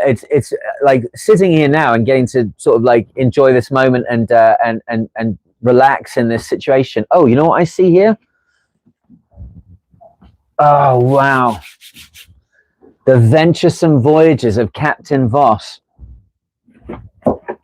I read this for the Mariner's Library. Did you guys, anybody pick up the Mariner's Library? Did anybody listen to that? This is such a good book. I read the introduction to this. I feel like reading you the introduction to this book. It's written by Weston Marter. It's like 5 pages. If I see some thumbs up on that, I'll read you the first couple of pages of this book by Weston Marter about Voss. It's such a good tome. Oh, so lucky to have it on board. The other one which is on here is Deep Water and Shoal, which again is another book which I've read on the Mariner's Library. I think I've got that in a book. I'm quite sensitive to that one being like not being messed up. And the other one I've got here is a book about the blue nose, which right, exactly. I'll read some of it to you now. Twist my rubber arm, right? This is about the blue nose, which if you're not Canadian, you have no clue what the blue nose is, despite the fact that Canada has a race boat on their money. They're like have become dumb through the years, and I mean that they're not talking about it. I don't mean silly, but they've stopped talking about this amazing boat that won this massive series of races, did something completely unprecedented, and then Canada basically forgot about it until the 60s, where it was being used. The notion of it was being used as an advertising shtick for a beer company, I think it was, and they built a replica of it, the Blue Nose 2, and then Canada was like, oh, that's ours, but it sits in Lunenburg next to the Fisherman's Museum, like it's a fishing boat. It's like, that is one of the most important race boats. Right, it's a replica. It's a twice replica now of one of the most important race boats in the world, and they treat it like a fishing boat. It makes me very sad, but I'd love to tell that story some more. Let's read a bit of this. I mean, you've been on there. Oh, you do know the Blue Nose. Good. Yeah, New England, absolutely. I guess you will, because you were the other side of the equation. That's where the racing was going on, but the rest of the world doesn't. Lunenburg is one of those places where I can never get my head around how they consistently steal failure from the jaws of success. Like, it's almost impossible to understand. I'm a bit frustrated. I've lived there for a while now. I'm in recreational boating, obviously, and I see in New England where all of the infrastructure of the historical fishing fleets, the whaling fleets, all that stuff has been turned into this amazing recreational boating. Oh, can I put this light on? This recreational boating world, which suddenly has given us there's docks and restaurants and pontoons and places to put your boat and places to sail to, and the culture and everything. That's in New England. Just cross over to Nova Scotia, Simcoe, nothing at all. No one is interested in sailing, not in the way that they could be, and all the infrastructure's there, all the history's there, and they just consistently don't want to do it, even though it could be tens of millions of dollars being made from it. It makes me so sad. Anyway, let's read a little bit from this book. I didn't really expect to do this, but unaccustomed to public speaking as I am, if I do a good job of this, actually, it's very enjoyable. So I want to just set the scene a little bit here with who these people are. So firstly, if you haven't caught it, yes, the Mariner's Library is a podcast I do. It's 20 minutes a shot, and it's just serializing great books that otherwise you wouldn't get to read. They're not online. They're not digitized anywhere. But I knew if I did them and then I made a transcript of them, then the transcript would be picked up by Google or whoever's, you know, scraping the internet for information, and then this information gets passed forward. That's definitely my plan, and so that people would listen to them and learn in a more kind of instant fashion. So Captain Voss, you had Joshua Slocum went around the world in 1895 and came back to, you know, he was lauded. At the time, you got to remember with Slocum had been the captain of the Aquidneck, one of the most prestigious ships in the American shipping line in the 1870s.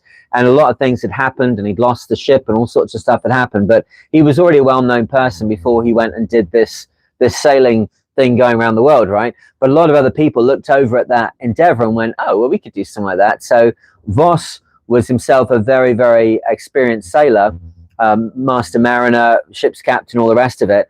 And he was asked by a newspaperman from British Columbia to basically set off, and they were going to use a canoe. They used well, we'll find out about it, and do another small boat voyage around the world. And they did do it. And the Tillicum, which is the tiny little boat that they did it in, was, I think it's like 30 odd foot in length. There's a little picture of her there. There's the Tillicum.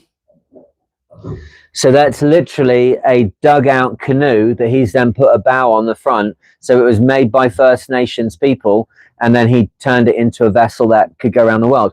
So Weston Martyr was an author at the time in the early 20th century. He was doing his own cruising. He wrote what's it called? The $200 million. What's that boat? Hang on. He's got The Perfect Ship, the $200 million. No, what's that called? I can't remember. The $200 Millionaire or something. It's called something like the $200 Millionaire. Maybe it's written in here somewhere else. But it's basically that you can live like a millionaire for like £200 at that time per year by living on a yacht, was his point. A number of other ones, but he was writing about and cruising at a time. He's like the predecessor to this guy, which Eric Hiscock, Cruising Under Sail. If you haven't got this book, we need to talk. I had a copy of this book, which I gave to my dad for one of his birthdays when I was in my teens. And then I took it with me to Hong Kong in '96 when I kind of got into sailing. I was going to go and work on a tall ship. And so I took the book with me, and then I made fastidious markings in it. I think it's lost to time now, but when I met Kat, my wife, I saw that she had this on her bookshelf at home. It's like, you are the one for me.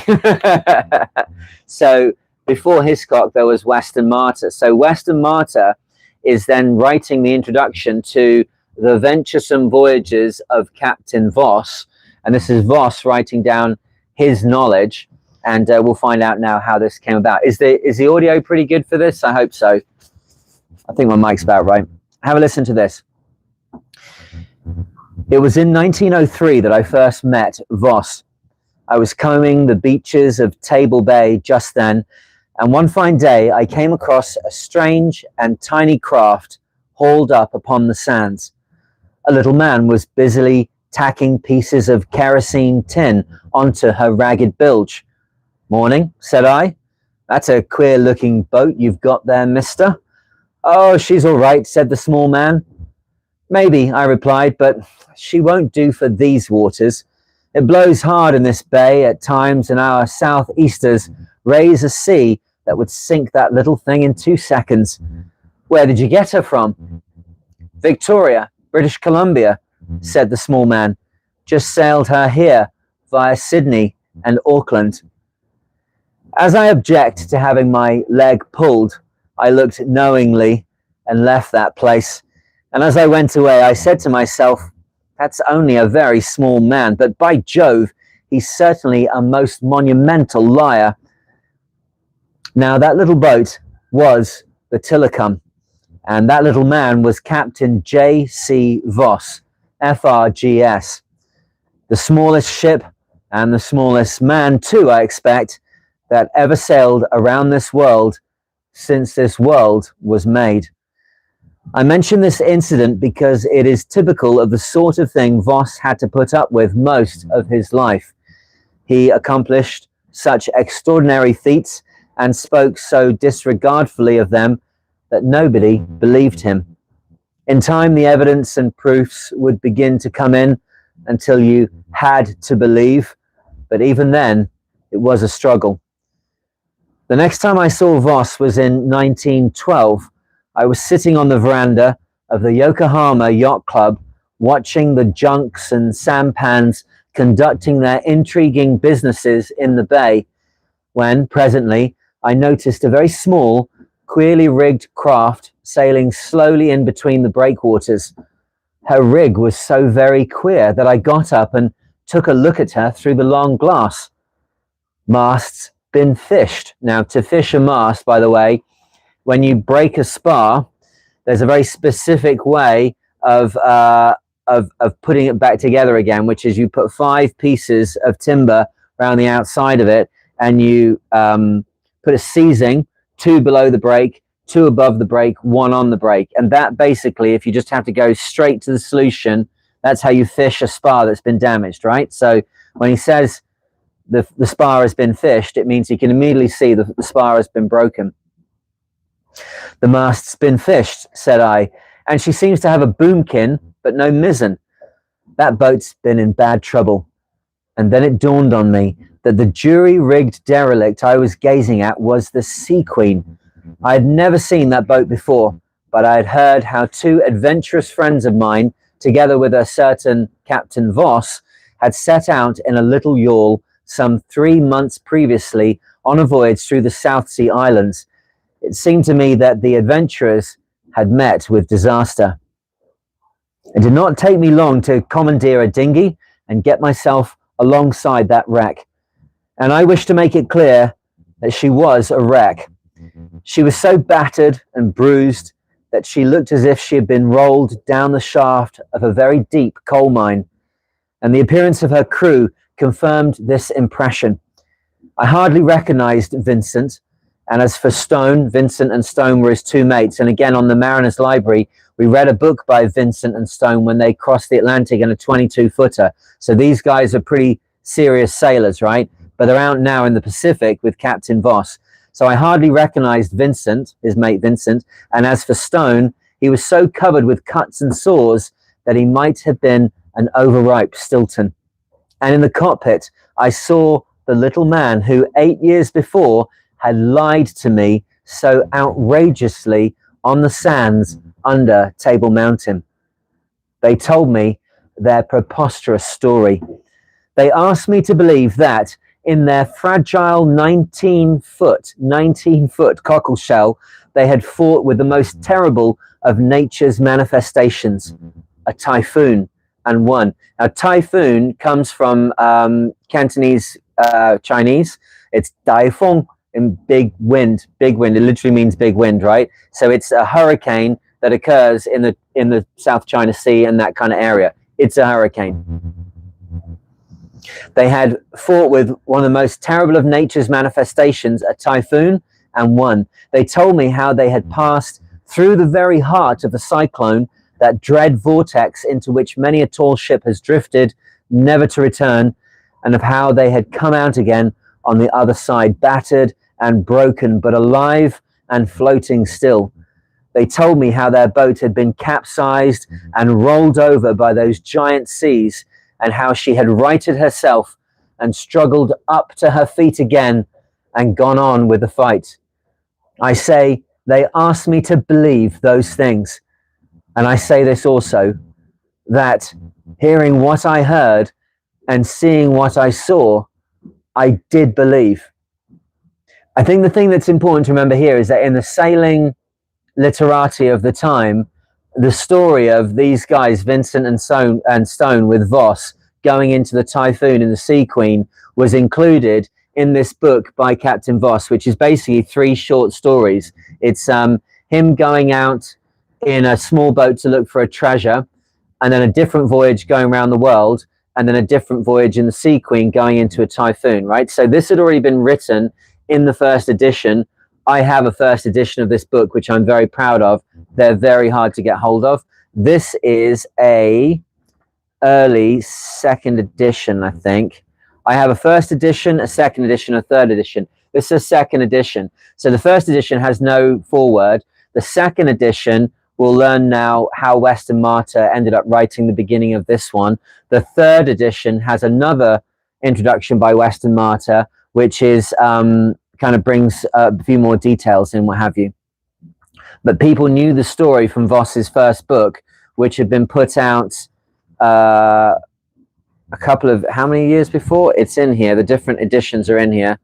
So the first one went out in Yokohama in 1915, and this second edition was in 1926. So 9 or 10 years, people had heard the story of Voss in this typhoon in a 19-foot boat, and they didn't believe it. Weston Martyr was there in Yokohama when Voss came back in. This is him saying, I'll write the bloody foreword and I will tell people this is fact. I know a number of men who have heard the Sea Queen story, and all of them call it a lie, but they are mistaken. I believe the story is true, and circumstances have placed me in a better position than most people to judge of the truth of it. I saw the terrible state of the boat when she came limping home, and I heard her crew as they told me of their experience and of an escape so narrow and so miraculously that they lowered their voices. When I read these books for the Mariner's Library, because I have been in these situations, the emotions are just below the surface for me, right? I think anybody that's been through stressful life, you've been through your traumas, you've had your post-traumatic stress. When you're talking about things that are right on that edge, maybe you're talking about fathers and sons or parents or loved ones that support you or whatever, you kind of like, you can very quickly feel the emotion rising very quickly. When I read this sort of stuff, it happens all the time. So when I read those Mariner's Library and it's stuff like this, I have to literally I have to edit out like huge sections where I'm getting myself upset. So this is an interesting situation where I have to do it kind of live, but we'll try. I believe the story is true, and circumstances have placed me in a better position than most people to judge of the truth of it. I saw the terrible state of the boat when she came limping home, and I heard her crew as they told me of their experience and of an escape so narrow and so miraculous that they lowered their voices when they spoke of it, so that I saw they lived even yet in the valley of the shadow of death. To me, at any rate, that boat is a sea queen, and her captain a king of the sea. I wish that you who scoff could have seen the boat and listened to her men, but failing these manifest proofs, I give you some of the evidence. Number one, a typhoon of exceptional violence was experienced along the eastern coast of Japan on August the 31st, 1912.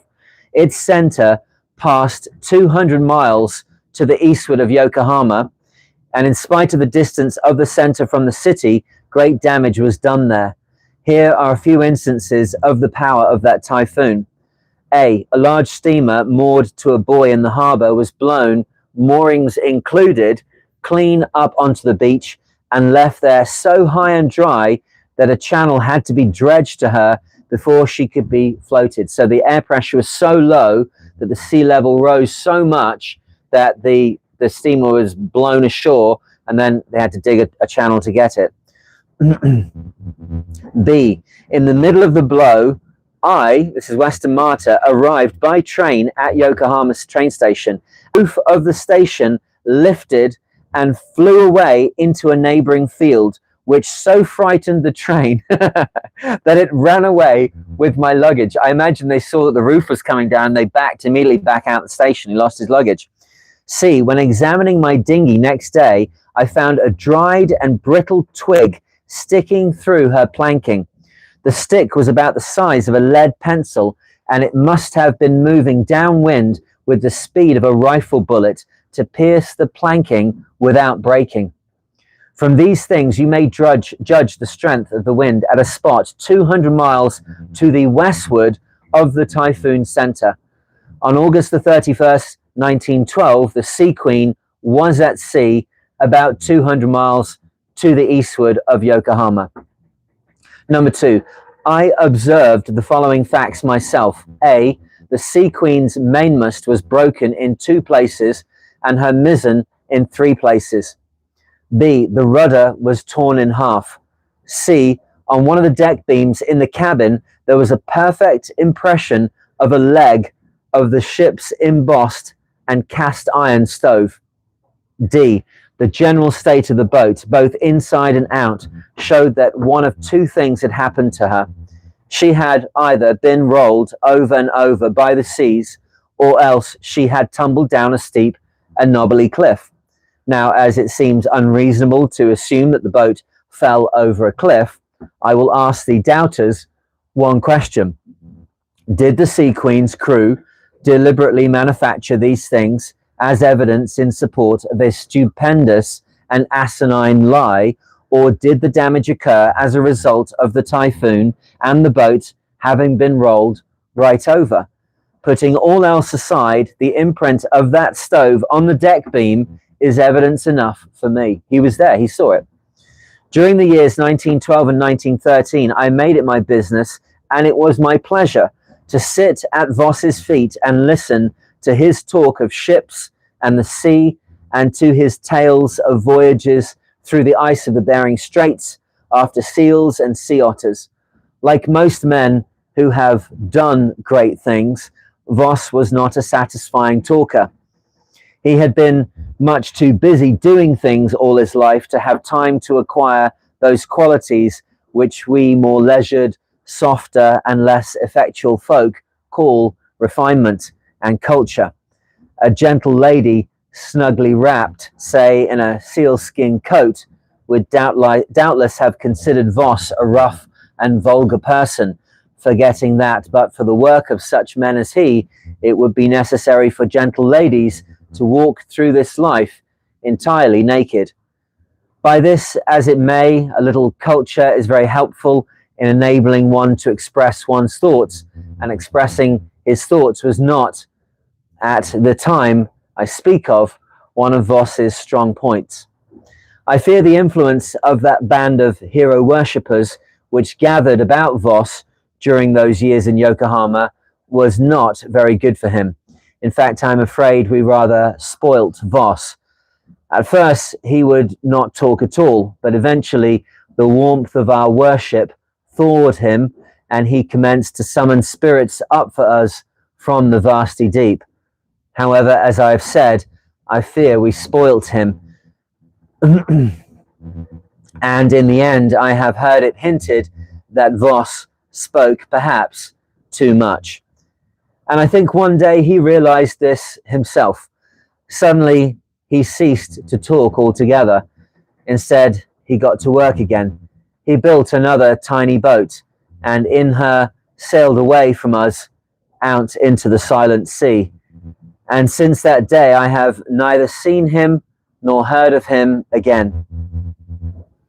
For myself, I can only say that I have found every word of Voss's concerning ships and the sea to be pure gold, and I have treasured them accordingly. The success which so far has attended such ocean passages in small craft as I have made, I attribute solely to the fact that I religiously followed Voss's teachings. To this teaching I know I owe, at any rate, my life.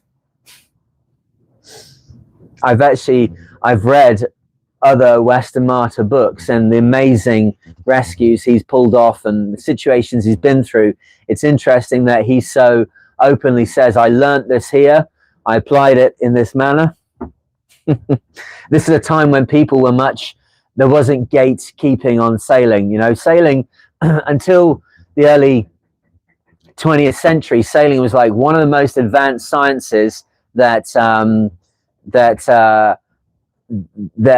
man had. You know, we weren't flying, we weren't, I guess, we were doing all sorts of other things. Medicine was shooting along. But if you think of like an area where lots of human work was being applied to learn more about one particular thing, sailing had been taking up people's imagination and work time and the early essences of science for thousands of years. We now know that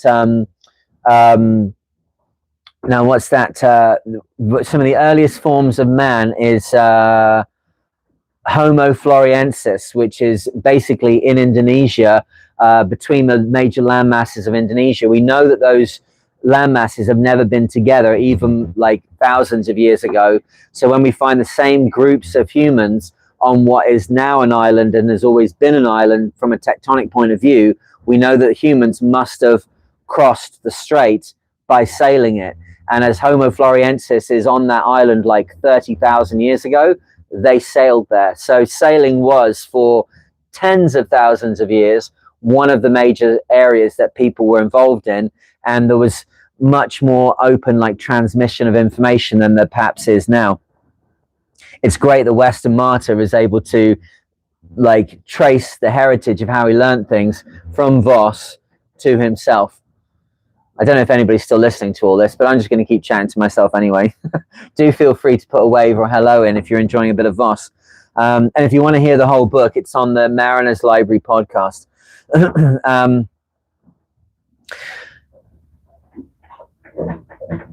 To this teaching, I know I owe, at any rate, my life.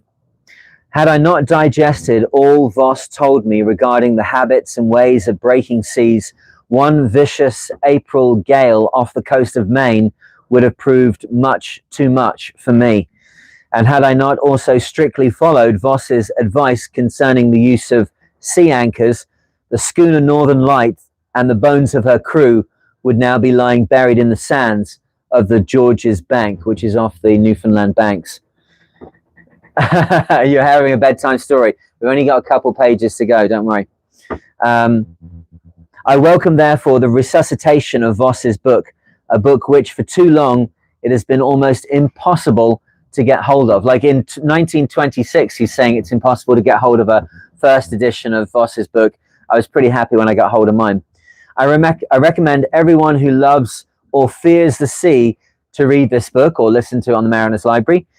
If you will dig down amongst Voss's words, you will find much raw gold, and I absolutely agree with that.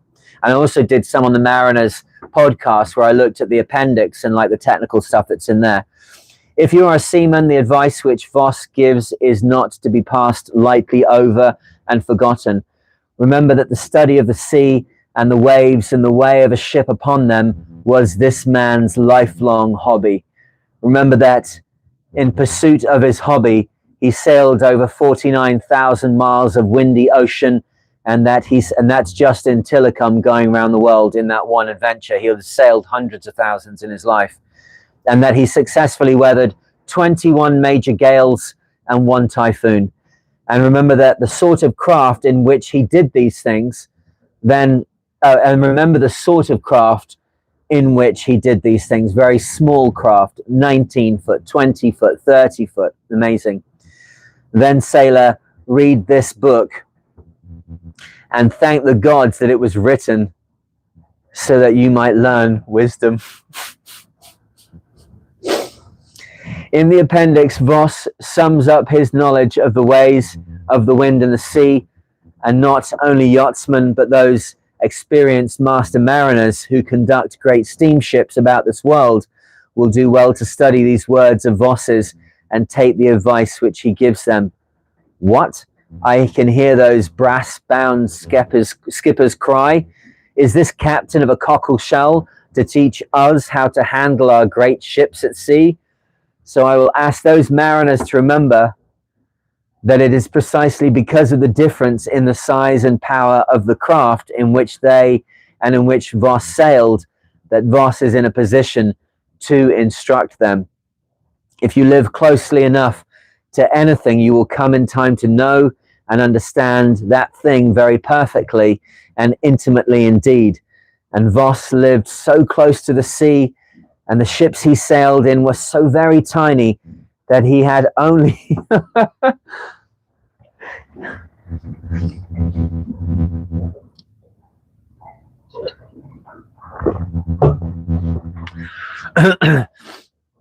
It's just that my relationship with the sea is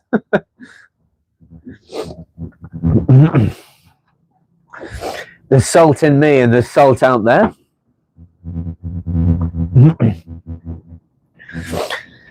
And Voss lived so close to the sea, and the ships he sailed were so very tiny that he had only to put out his hand to touch the dread face of the mighty deep.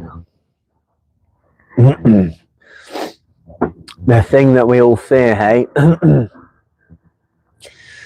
I remember writing a blog years ago now when I was in the Southern Ocean. It was around Christmas time, and I was reminding people that if you're living in an apartment or a house, it could be possible that inside your house, Christmas is warm and loving and filled with people and friends and happiness, and perhaps even on the other side of the wall or across the road or next door or wherever, there are people for which Christmas is not happening, and it's sadness and it's darkness. And the proximity of those two things should be understood around Christmas, and you can do something about it, and you can go around and talk to them.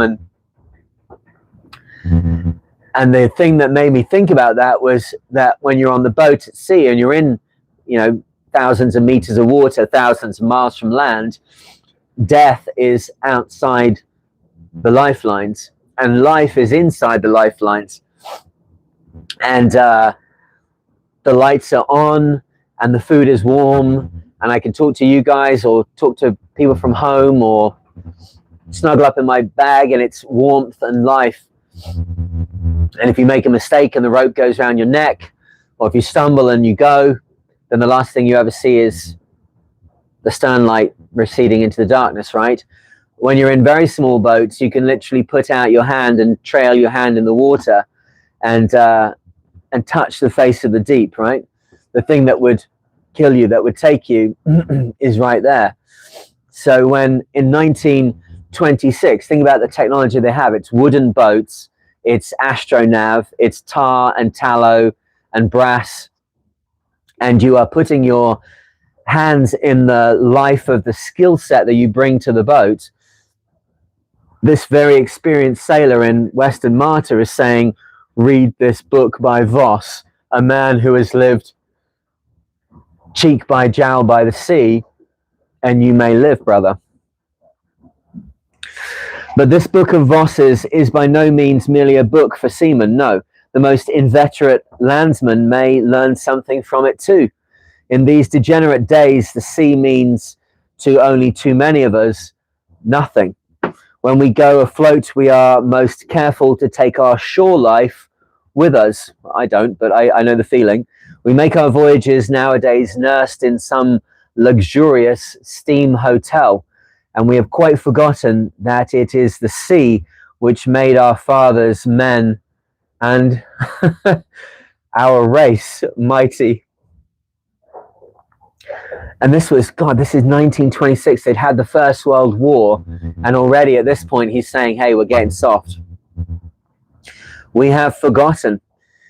If one should come and strenuously urge us to give up our safe and easy life ashore and make a voyage in a little boat across the oceans, we should recoil in horror. We should certainly call the fellow mad. And yet it is not so very long ago that men embarked upon just such voyages as a matter of course, and for, I think, the fun of the thing. We have become, I fear, a bit soft. We need a blast of strong sea air to rouse us to do the doing of great deeds. But perchance the inspiring example of a man of our own times may embolden and uplift us. If so, this is the most certainly a book which we all should read. Western Martyr, 1925. A fantastic book. A fantastic book. So, a little bit of a... No EPIRB. No EPIRB, yes. No EPIRB, no AIS, no chart plotter, no lights on inside the boat apart from a little candle, no nav lights probably outside, apart from a lot of the books that I remember particularly reading, Rakundra's First Cruise, which is a book by Arthur Ransom, which many people will know from Swallows and Amazons. He was the author of Swallows and Amazons. In that book, he talks a lot about the difficulties of like keeping the nav lights going, just the simple thing of getting them lit and then bringing them on deck. You know, I have not read 2 Years Before the Mast, actually. I need to do that. There's two books. I want to read 2 Years Before the Mast. I also want to read, there's another book called 500,000 Miles Before the Mast, which is by a German skipper. And as I'm on like 340,000 miles, there's a part of me that's like, it is possible in my sailing career to hit 500,000 miles. So I'm kind of interested in that. But yeah, they had nothing. There's a book I read called The Track of the Typhoon by William Nutting, who was the the editor of the Rudder magazine. I have a copy of the Rudder magazine here. Where is it? It's on board. It's in my bag. I have a copy of the Rudder magazine from Netflix over Starlink. My Raymarine chart plotters on deck can play Netflix and Spotify. I have no idea why somebody decided to put touchscreen nav systems on the deck of this boat. I guess it looked cool when they were doing corporate charter or something, but I have 3 of them at the mast. They can all play Netflix if you were so willing to do that. And then there's 2 at the helm, and all of them, because they're touchscreen, the water runs down over them and then changes all the settings. So the other day I was riding around and it was in like Swahili. It was giving me the FCC rules or legal disclaimer, whatever it is, from the FCC in another language. It was so useless. But yeah, there's no Starlink, there's no anything.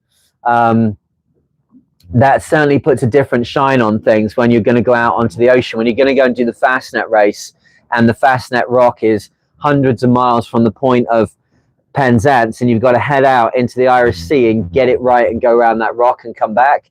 You're going to go and do the Newport Bermuda race and set off and like head across the Gulf Stream to an island which is in the middle of a massive reef, which if you get it wrong, in the book The South Seaman by oh dang it, who wrote The South Seaman? That's a sin. Is that Weston Martin? I've forgotten who wrote The South Seaman. That's terrible. Not Robinson. Oh well, whoever it was that Weston Martin?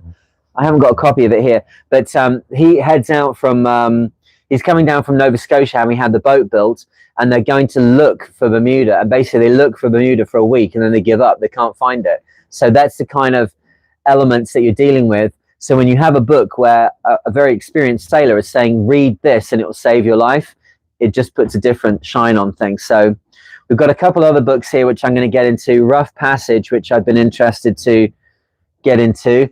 What have we got over here as well? Sailing Seven Seas on a Shoestring. I was very kindly donated a library by a chap called Bruce Hasse, whose father was very famous. If you look up Rudy Hasse, Hasse, Rudy was a really famous sailor, or Hasse, I'll get his name up there, Rudy Hasse. Hasse is how you pronounce it. And he collected a massive library of sailing books, and then I got donated them by his son, Bruce. So I've actually found a place for them to come to rest in Harvard, which is going to be great that they're going to be there and kind of like kept to the highest degree, because on board the boat they get mildewy.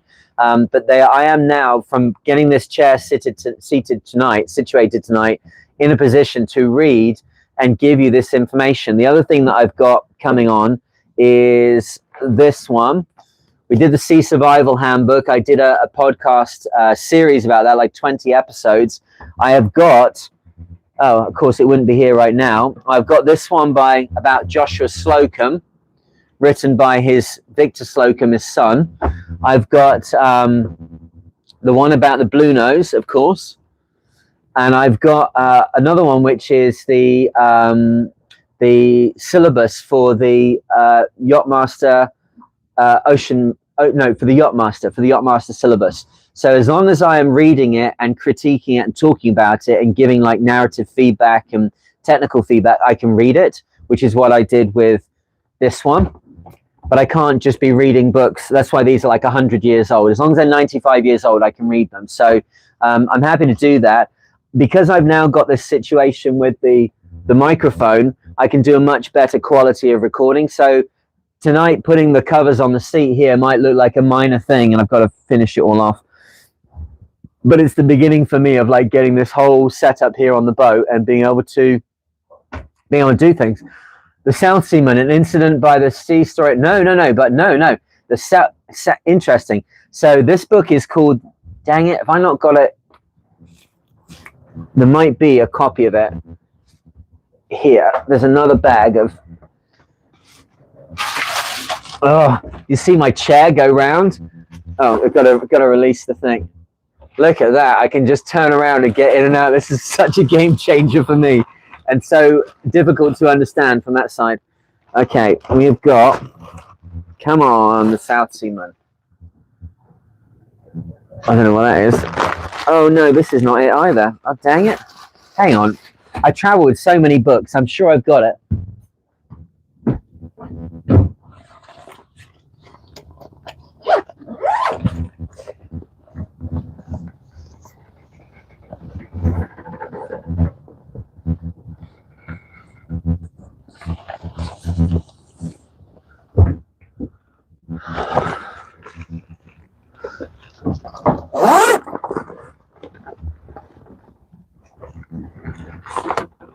Oh, that's a sin. Where is that?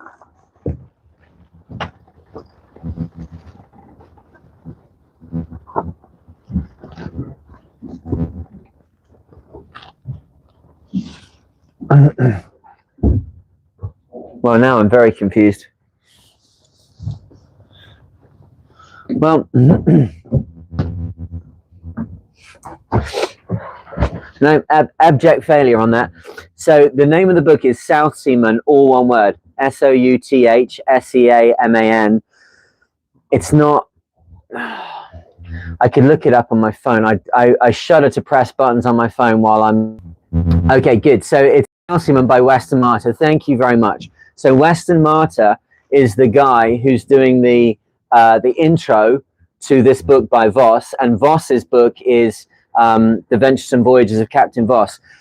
The Voyages by Captain Voss is written essentially by a seaman who, as we heard, has got like a kind of a group of people around him who are probably mediating slightly how he's writing. If Weston Marter is one of his like mates in Yokohama for 3 or 4 years, and Weston Marter is clearly a major author at the time, he got help. But I would say that it's not like an amazing piece of literature. From a sailor's point of view, it's an amazing book, but it's not an amazing piece of literature. But an amazing piece of literature is The South Seaman. That is a fucking amazing book. I enjoyed reading that so much. It's in the Mariner's Library. You can find that easily online. And the one that comes a close second for me would be Deep Water and Shoal by Bill Robinson. And then another one, which is on the Mariner's Library. If you want just, it's not the best quality recording because it's like the first one I ever did, but it's called Desperate Voyage by Caldwell. You have never, ever heard a story of someone fucking up so badly on a boat ever at sea, ever in your life. I cannot begin to tell you. That guy ends up like, he's eaten everything on the boat. He's eaten his shoes. He's eaten his belt. He's eaten the hair cream that he had with him. He's eaten anything it is possible to eat. The boat has been stripped of everything that makes it a boat. All the charts have gone, everything. He's in the Pacific, like scratching a chart kind of into the floorboards, so he has some idea where he is. He's going through he has a shark that comes on, well, he doesn't come on board, he catches the shark, drags it on board to get the jaws, and then the shark wakes back up, destroys the cockpit so badly that it falls down through the cockpit floor into the space below the cockpit where the engine is, and then he fights a life and death fight with this 14-foot shark in the space under the cockpit, which is now all smashed out, where he's hitting it with a machete or something, or a hammer, until he kills it, and then the shark is now dead. that's like a couple of days before he deliberately drives into a water funnel. What's it called? A tornado at sea, a sea spout. Sorry, a water spout. My goodness. To see how it is in a boat. Like, it's a most crazy story ever. So I'm very proud of having done the Mariners Library, and there's more of them to do, but it's always been something that I've made it like their audiobook quality, and I'm happy to keep doing that. The guy that screws up, it's called Desperate Voyage. So if you go, I'm not really plugging the Mariners Library, but it's like a resource and it's there. So, well, I guess I am plugging it. It's awesome. When I first started that, it was called, what did I call it? It was called, it had another name. It wasn't called the Mariners Library, but whatever it was very difficult to say, and it was hard to kind of like bring up on your smart speaker. But the other name you could give to those stories would be Stories for My Son. It was the other thing I was going to call it, which is just, I'm going to read amazing stories, which I would love my son, Lil Isaac, who's 4 now, to maybe one day hear in my voice, right? So that first one is called Desperate Voyage by John Caldwell, Caldwell. And it is the most rare nautical reads. Thank you very much. How do people know this stuff? It's kind of odd. But it's, yeah, it's one of those things where it's like, rare nautical reads seem to be difficult for Google to pick up when you're going for it. I don't know. I've also done like one's Shackleton's boat voyage and some really cool stories. But it ended up that I was always in a situation I have to be at home in a sound booth recording at audiobook level. So when I go to sea, it just stops.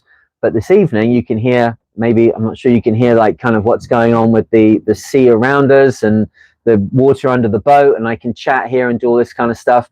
And these streams will end up being videos on the channel where people can come and access this stuff if they want to watch 2 hours 20 of me chatting away. But getting the books out there is so important. That these lives have been lived, that these stories unseen have occurred. You know, my life is also filled with 300,000 miles of like adventures out of sight of other people, away from the electric lights and the skyscrapers and the home fires, and all these other things have happened, and that those like dusty old tomes like this don't get read and those stories don't get out. Just seems such a crying shame to me that I wanted to do something about it, and I did do. It's like a passion project. I say we're 300 however many episodes in it is now, so I'm pretty happy that I've made a mark. Still so many more to go. There's 1,000 books in the Mariners Library, and I've read 20 of them. Probably 500 of them are technical books about sailing and boat construction, but all the rest of it is all logs and everything else. So pretty exciting. I would love to tell more about the Blue Nose to those that don't know. This one is one that interests me. Joshua Slocum. I don't know if people found it on Kobo. Okay, good. Which one did you find? The John Caldwell one? You should listen to Mariners Library, Trevor. That would be very, very good. I guess nervous watching you move fast under those sharp items above you. Don't worry. I hear you. I am very aware of where these are. This is not my first rodeo under here. And I have not got much damage to the top of my noggin at the moment, so I must be all right. But I will take your... I am quite distracted by doing this evening, so I can maybe put my bump cap back on if we start moving around too much. I've immediately made a massive mess. I found this evening as well, which is a little book which I wrote in when I was doing the Velux 5 Oceans race solo in the Open 60 going around the world. And some of it is like interesting. Oh, look, that's for me going around Cape Horn. That's a note that I wrote for my mum and dad. I'd forgotten that was in here, actually. Hi, Mum and Dad. Love you. Okay, now everyone can relax. Cape Horn 2011, yeah. And one's for other people that were big in my life at the time. And Donna, who was my shore boss all the way through all that stuff. And going through costs on everything. But some in here are just notes I wrote to myself about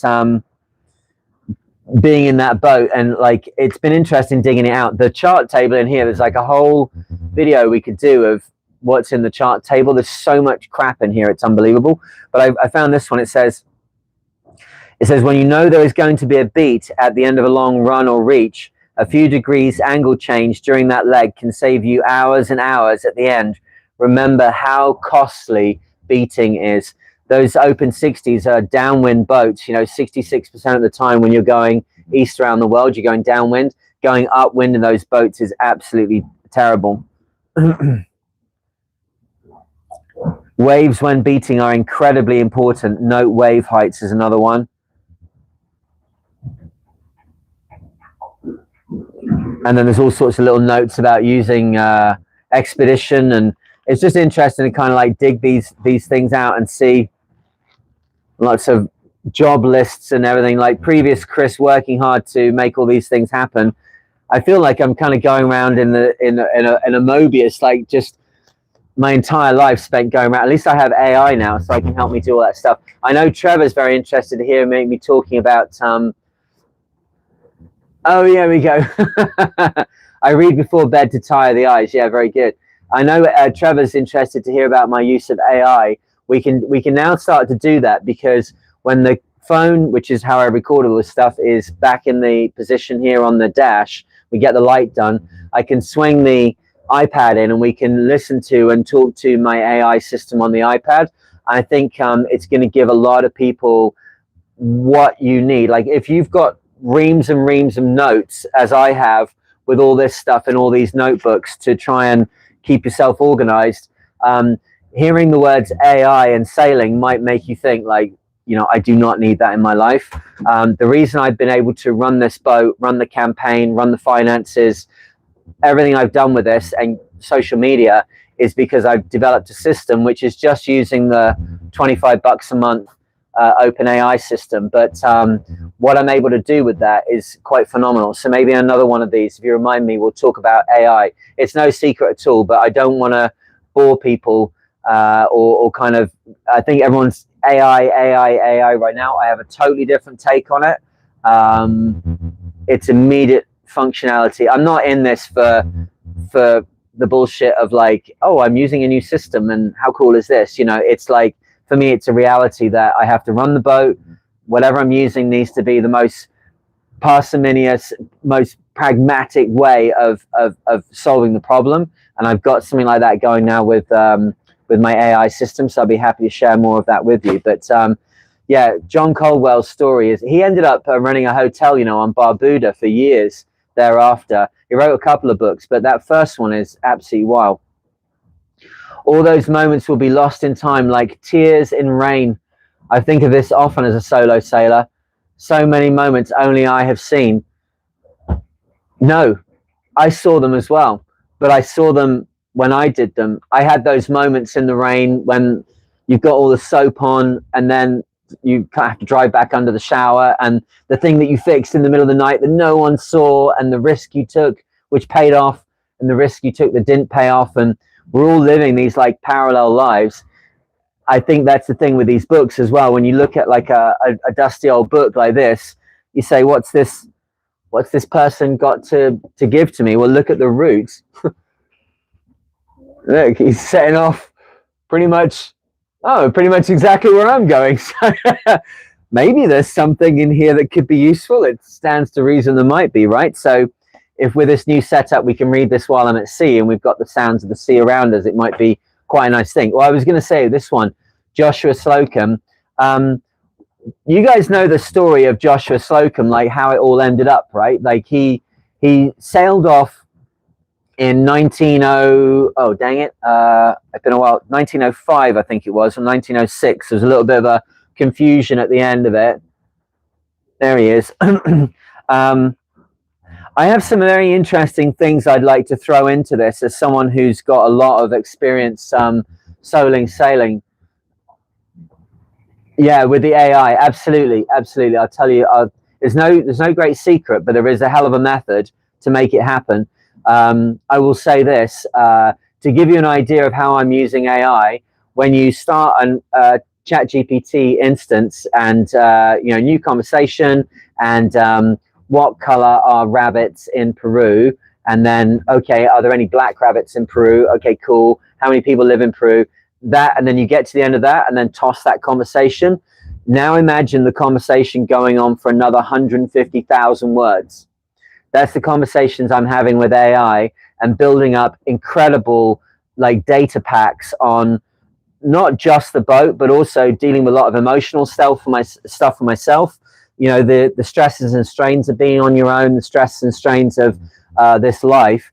Coming back off voyages now, feeling emotionally a lot stronger than I've done before. And I don't say this stuff lightly, because I know that when I'm telling you how I do something, you might think I might try that. I don't want you to try something that could have some negative outcome, but to have something to talk to that is not alive, that is not, it is not a persistent persona, it is not general intelligence. Let me tell you right now, we're a long way off any of that. But I've done about a year now, about 5 million words in database that I can access, and a methodology that I built up around the project to the boat.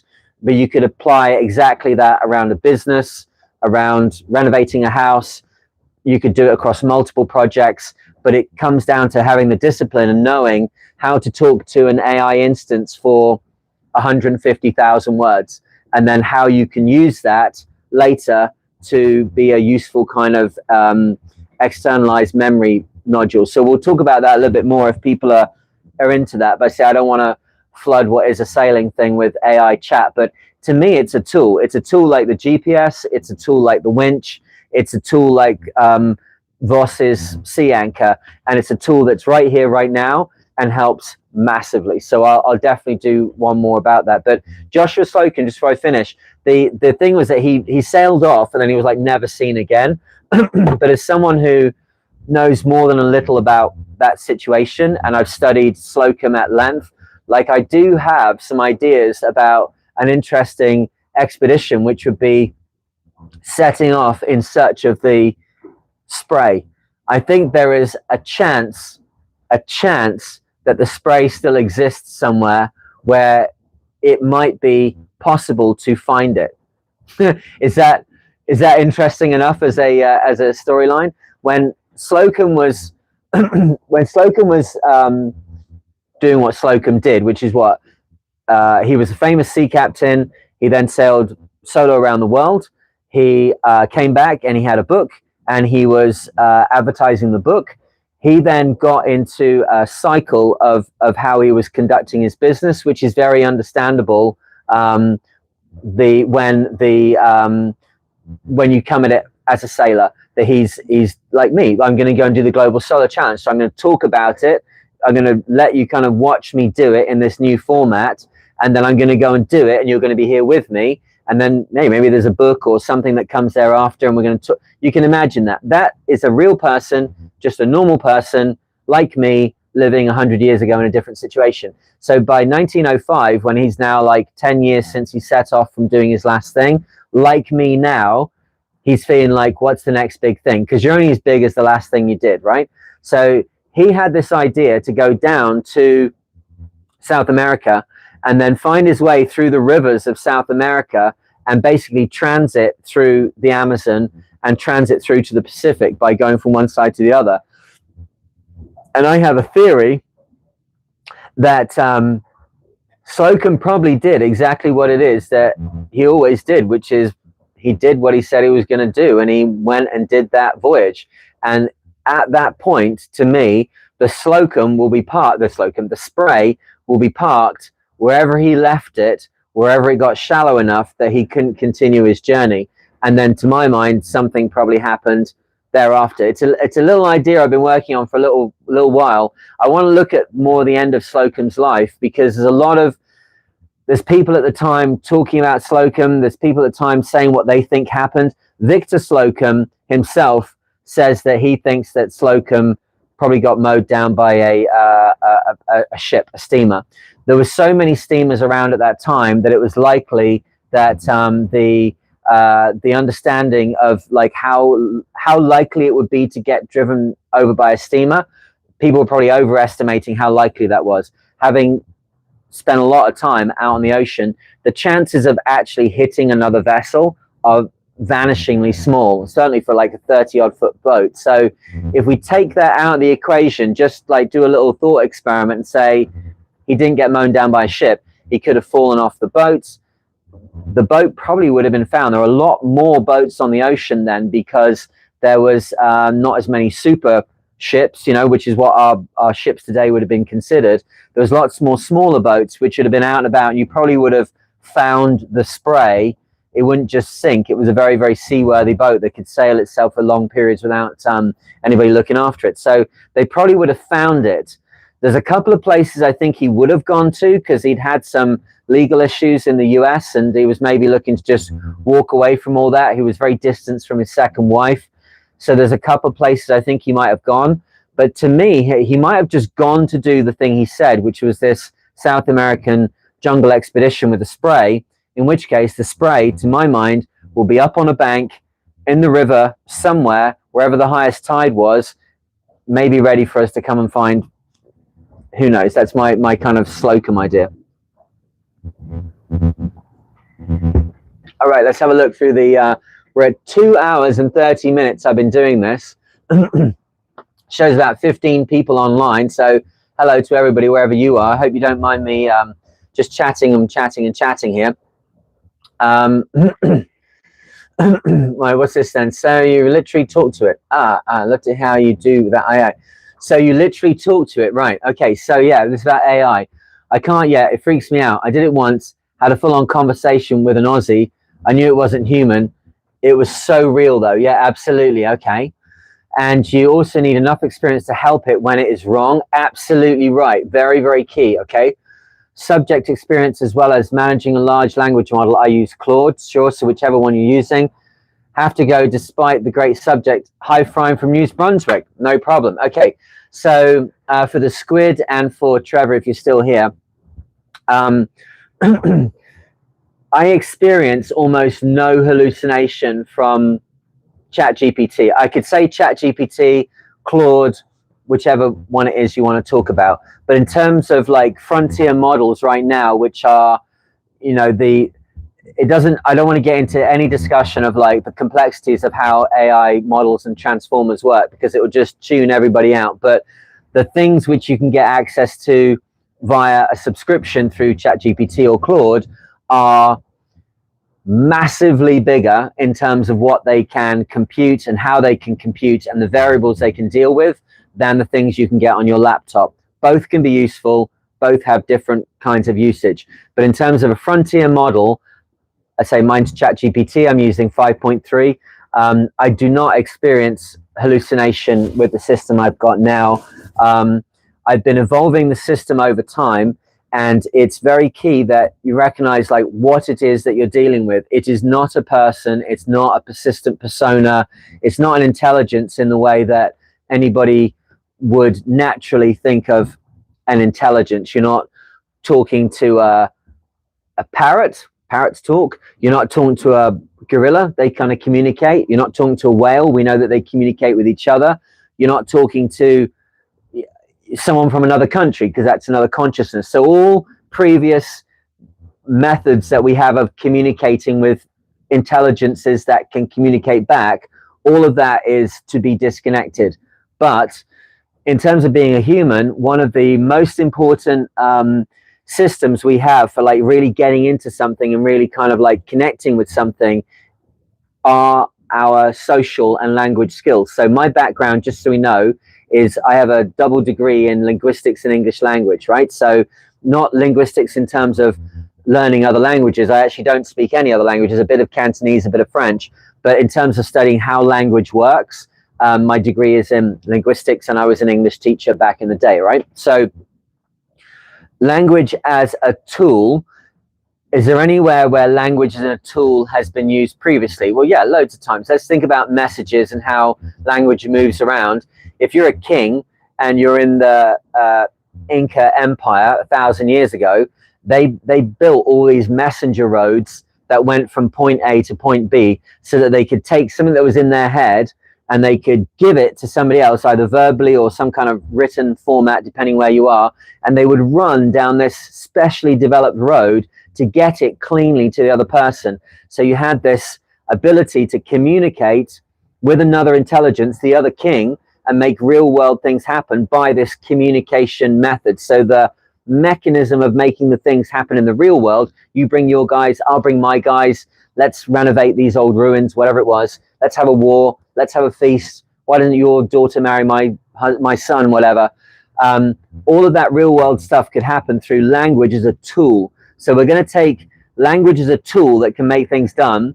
And we're going to take the fact that we have this mental capacity for language, which is highly refined in humans, and we're going to use it to as a tool like a hammer, a tool like a screwdriver. We're going to make something real happen. So if you end up just talking to ChatGPT, if you have a very organized mind and you can lay things out and you can have very kind of regularized language, you can get a reflection of that back from ChatGPT, which can start to, or whichever model you're using, which starts to make you think there's someone in there, right? There's no one in there. But if you're going to engage using your communication skills, you've got to be ready for the fact it's going to feel a bit like that.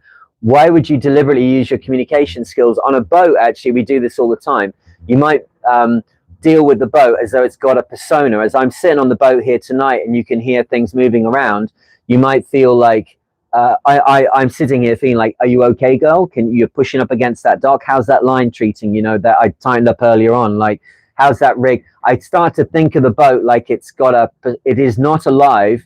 It is a very complex set of systems, and there is an overall net output from the boat, which I can use my communication skills to understand the net output and all the signals that the boat's giving me in a clearer manner.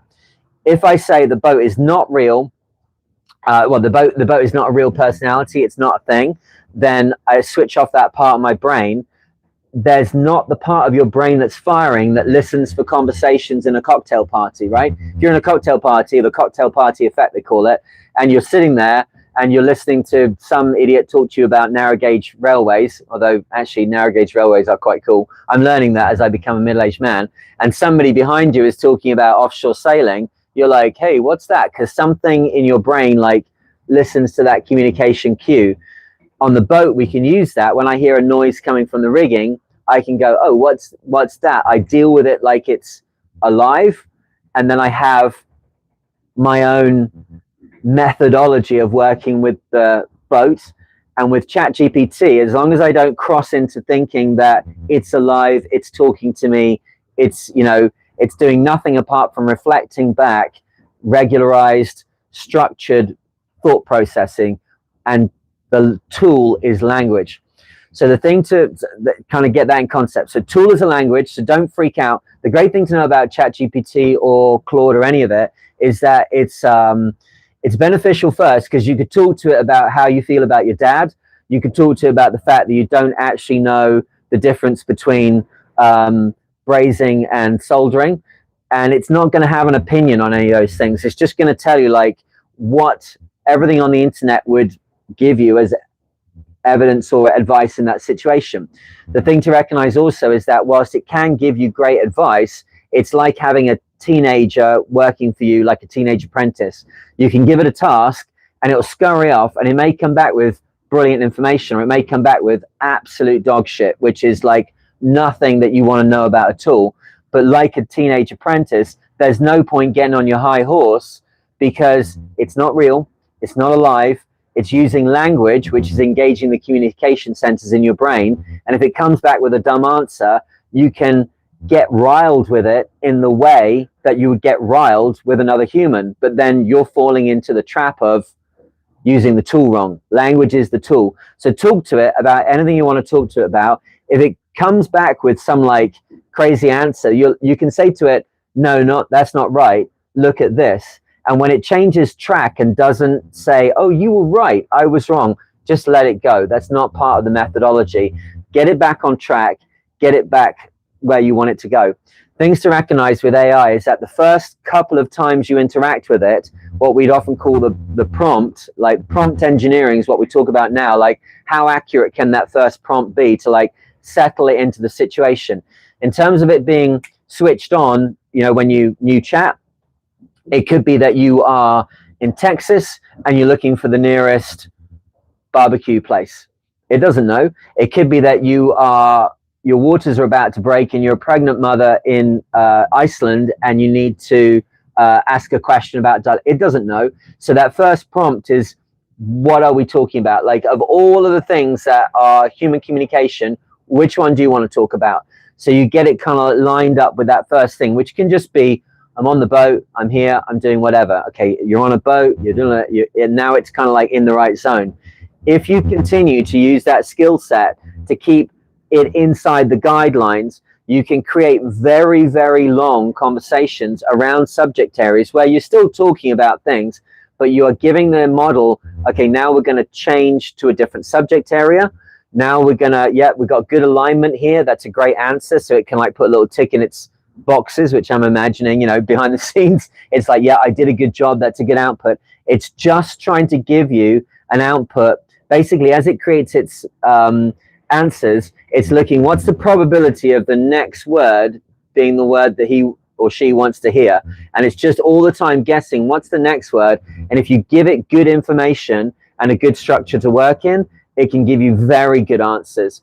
So then if you can get it looking back over 5 million words that you've had with it, as I can, it can give you very detailed information. And that's where the force multiplication comes from. If you're all the time dealing with ChatGPT like it's a vending machine where you ask it a question and then you go, right, fine, that's it, next conversation, next conversation. It's like having a teenager, and that you as the mentor, you as the person it's interacting with, you only ever give it another task, berate it, and then leave. Give it another task, berate it, and then leave. Give it another task, but nothing ever gets learned. If you can keep it going with a longitudinal rather than lateral use of it, the force multiplication with what you can actually use then in your daily life becomes amazing. And having studied this, I say, for like a year now, using the system for a year, from the very, very beginning with ChatGPT 4, all of the usage, agentic AI and things doing things, it's like, it's kind of interesting, but it always gets the same problem. How do you get rid of hallucination? You get rid of it by dealing with it like it's an intern and trying to keep it on the tracks, keep it in a conversation, recognize its limitations, and then when it gets to the end of its limitations, freezing out that conversation, decanting from the conversation everything that's useful, and then making that available for other instances. So here we go. Okay, so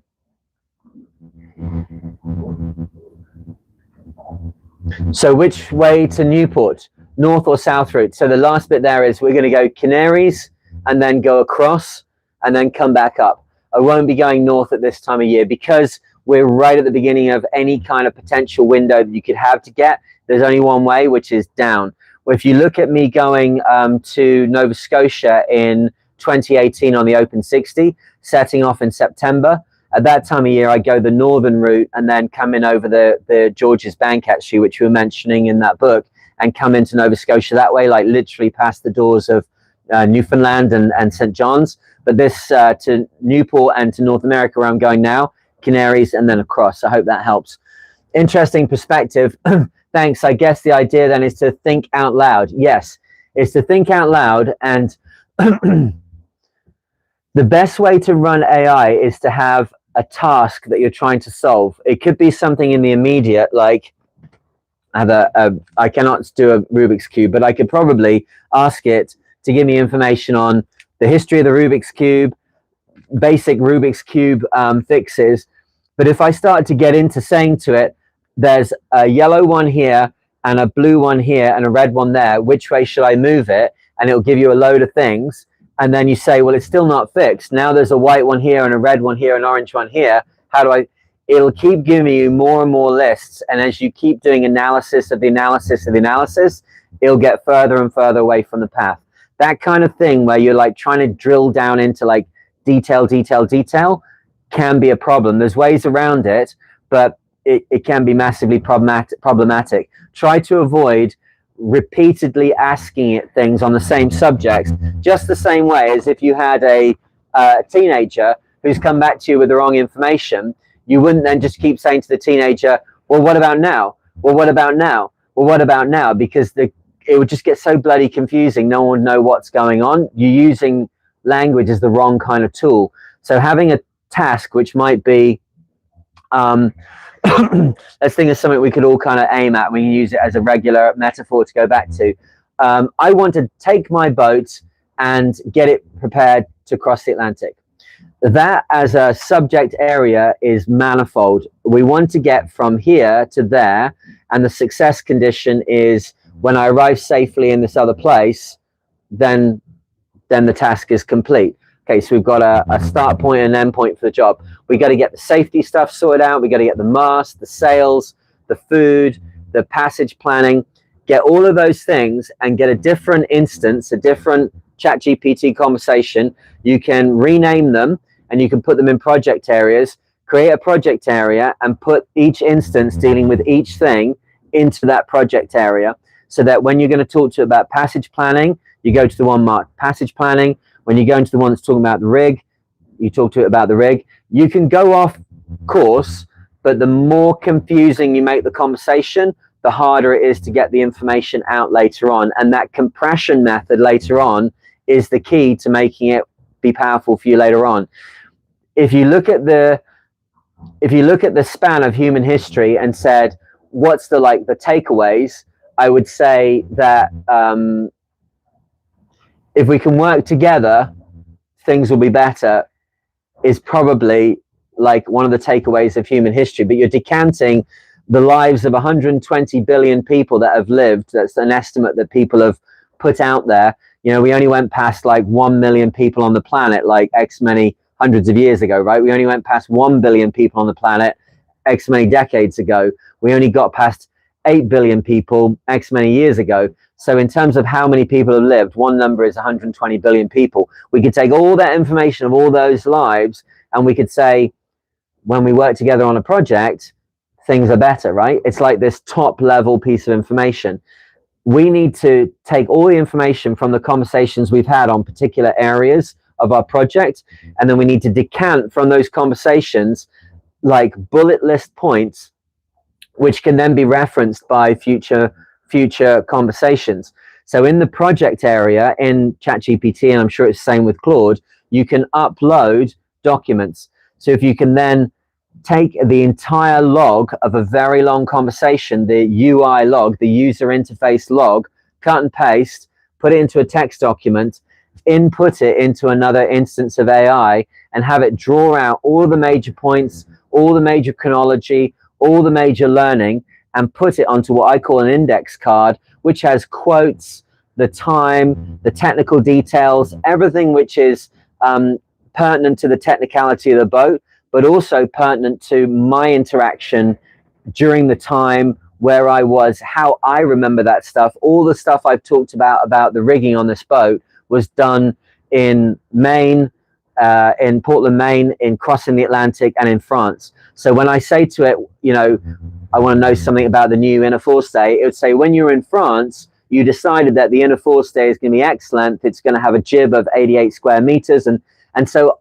I have little pointers that I can remember, gives a depth of knowledge that makes you feel like you're really able to recover everything from all of those millions of words, where actually you're just pulling a few cherry-picked things, which are the most pertinent thing, and then you let everything else go. My mother used to give me the advice that the secret to a happy life is a bad memory and good health, and it's the same with ChatGPT or AI instances. You want good health in the conversation so that it can go for a long time stably and give you good outputs, and then you can get information from it later on and draw it down by compression and have it accessible later, so that now when I talk to my AI system, I can ask it about the geometry of the boat, my philosophy of why it's that way, the mainsail details, the exact size of the reefs. We can drill down into details and battery voltages and where I was and what I was doing, but also remember things I said at that time, things that were going on in my personal life. So I have like memory of the last year, all the sailing, my personal life and everything else. So when I interact with the system, it becomes a companion for me as a solo sailor, because I can say to it, and you have to be very careful about this, I can say to it, do you remember when we, but we is an agreed upon pronoun that means the calculation that AI goes through when it assesses next turn, and the shared recollections in these index cards. So I have like the ability to talk back through things we've done. And that's why it can be both a stabilizing influence for me as somebody who's on my own for very long periods, and a technical assistance in a way that we've never had before. We just have to make sure that when we're using language as a tool, we don't start to think that we're interacting with another intelligence, because we're not. It's just a process that basically every time you give it an input, it reads the whole of the conversation from top to bottom, including your input. Actually, it goes from the bottom up, but it takes your input and everything else you've said, and then it gives you the most likely answer you want, judging about everywhere you've been. And once you realize that's how the tool works, then it's happy days, because then you're not worried about getting angry with it, getting pissed off with it. You're not worried if it makes small mistakes. You just correct it and get back online, because you know that you're going to take 120 billion people's life experiences and you're going to compress it down to, if we all work together, things are better. You're going to take 5 million words and a year's worth of sailing and compress it down into 20 index cards that have all the information, including my life story, my whole life story, so I can talk about things that have happened in my life without it getting confused. Information about you're not like giving it your credit card details or anything like that. You're just telling it about yourself so you can get the information back. And I own the documents, so ChatGPT can't like take it away from me. So that's the basics of the system. I'm happy to talk more about it, but I don't want to just make this stream entirely about that. Yeah, so Neil says, I upload things like my outboard service manuals into AI, then I can just ask it questions. So I would say if you do that, but if you can, get them in text format. The PDFs are really, really hard for AI systems to read. There's a lot of weird formatting errors that happen when it's trying to read a PDF, and the PDFs have so much weight in the context menu, in the context stack, in the context window, that it can end up being that if you continue to try and have a long conversation with it after you've given it a PDF of something like that, it'll keep citing from it in a way that's not useful to the conversation. So if you can make it text, that's good. Or if you can put the document into a storage area which it can access, that's much, much better than put it directly into the chat. But I'm sure you know that, yeah. I think this chat maxed out a few over 25 right before you started reading. Oh, that's cool. 25's good. Dinner calls for solo sailing grace. I think my dinner calls actually as well. There's 3 hours here we've been chatting. So I hope that people have got something from this. We talked about AI, reading. We've got our seat done here. We've talked about the mast track, all sorts of things. So I'll pull some bits out of this and maybe use them elsewhere. I might try in the next one format on the side, which I can do with.